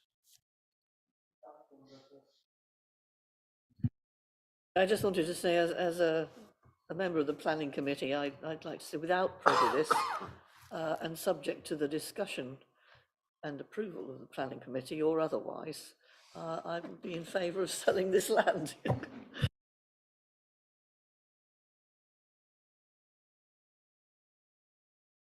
Yeah, thank you, Chair. I mean, members have highlighted some concerns, obviously, with the amount of disruption in terms of that, and obviously, notwithstanding the fact that it is a cultural quarter and a significant part of the city which needs investment. But overriding that fact is the fact that we've got a small business that wants to grow, it wants to become a destination itself, and which it is to a certain extent, and it fits in with our city priorities and our development plan. So I can't see. I mean, and in the report, it also highlights that we are going to be compensated for the loss of those spaces. So it's not as if we're losing any income generation. But the point is about actually in terms of the visitor economy and how we deal with the redirection of those key visitors to our other car parks. And, you know, we have underutilization in certain car parks across the city, and it's our job of the economic development team to ensure that the correct signage and signposting is available to direct those visitors to those other car parks. There have been some other internal matters in terms of residents in and around that area, which Lynn and I have been in talks with officers about. We've come to some sensible conclusions about that. So on balance of it, I think we've addressed residents' concerns, and now we're trying to balance that with meeting businesses' concerns. And so I think the benefits far outweigh the negatives on this occasion. So I'm quite happy to support it. Thank you very much, and thank you to all of you for your comments. Can I ask everybody to indicate their feeling? Are we happy to agree to the sale of this land as in 14.1 of the agenda?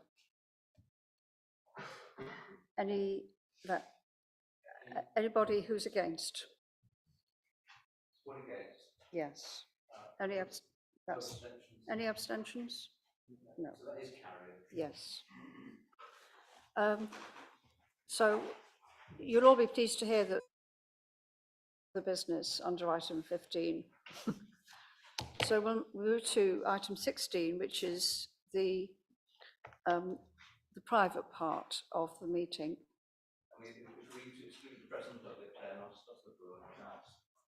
Yes.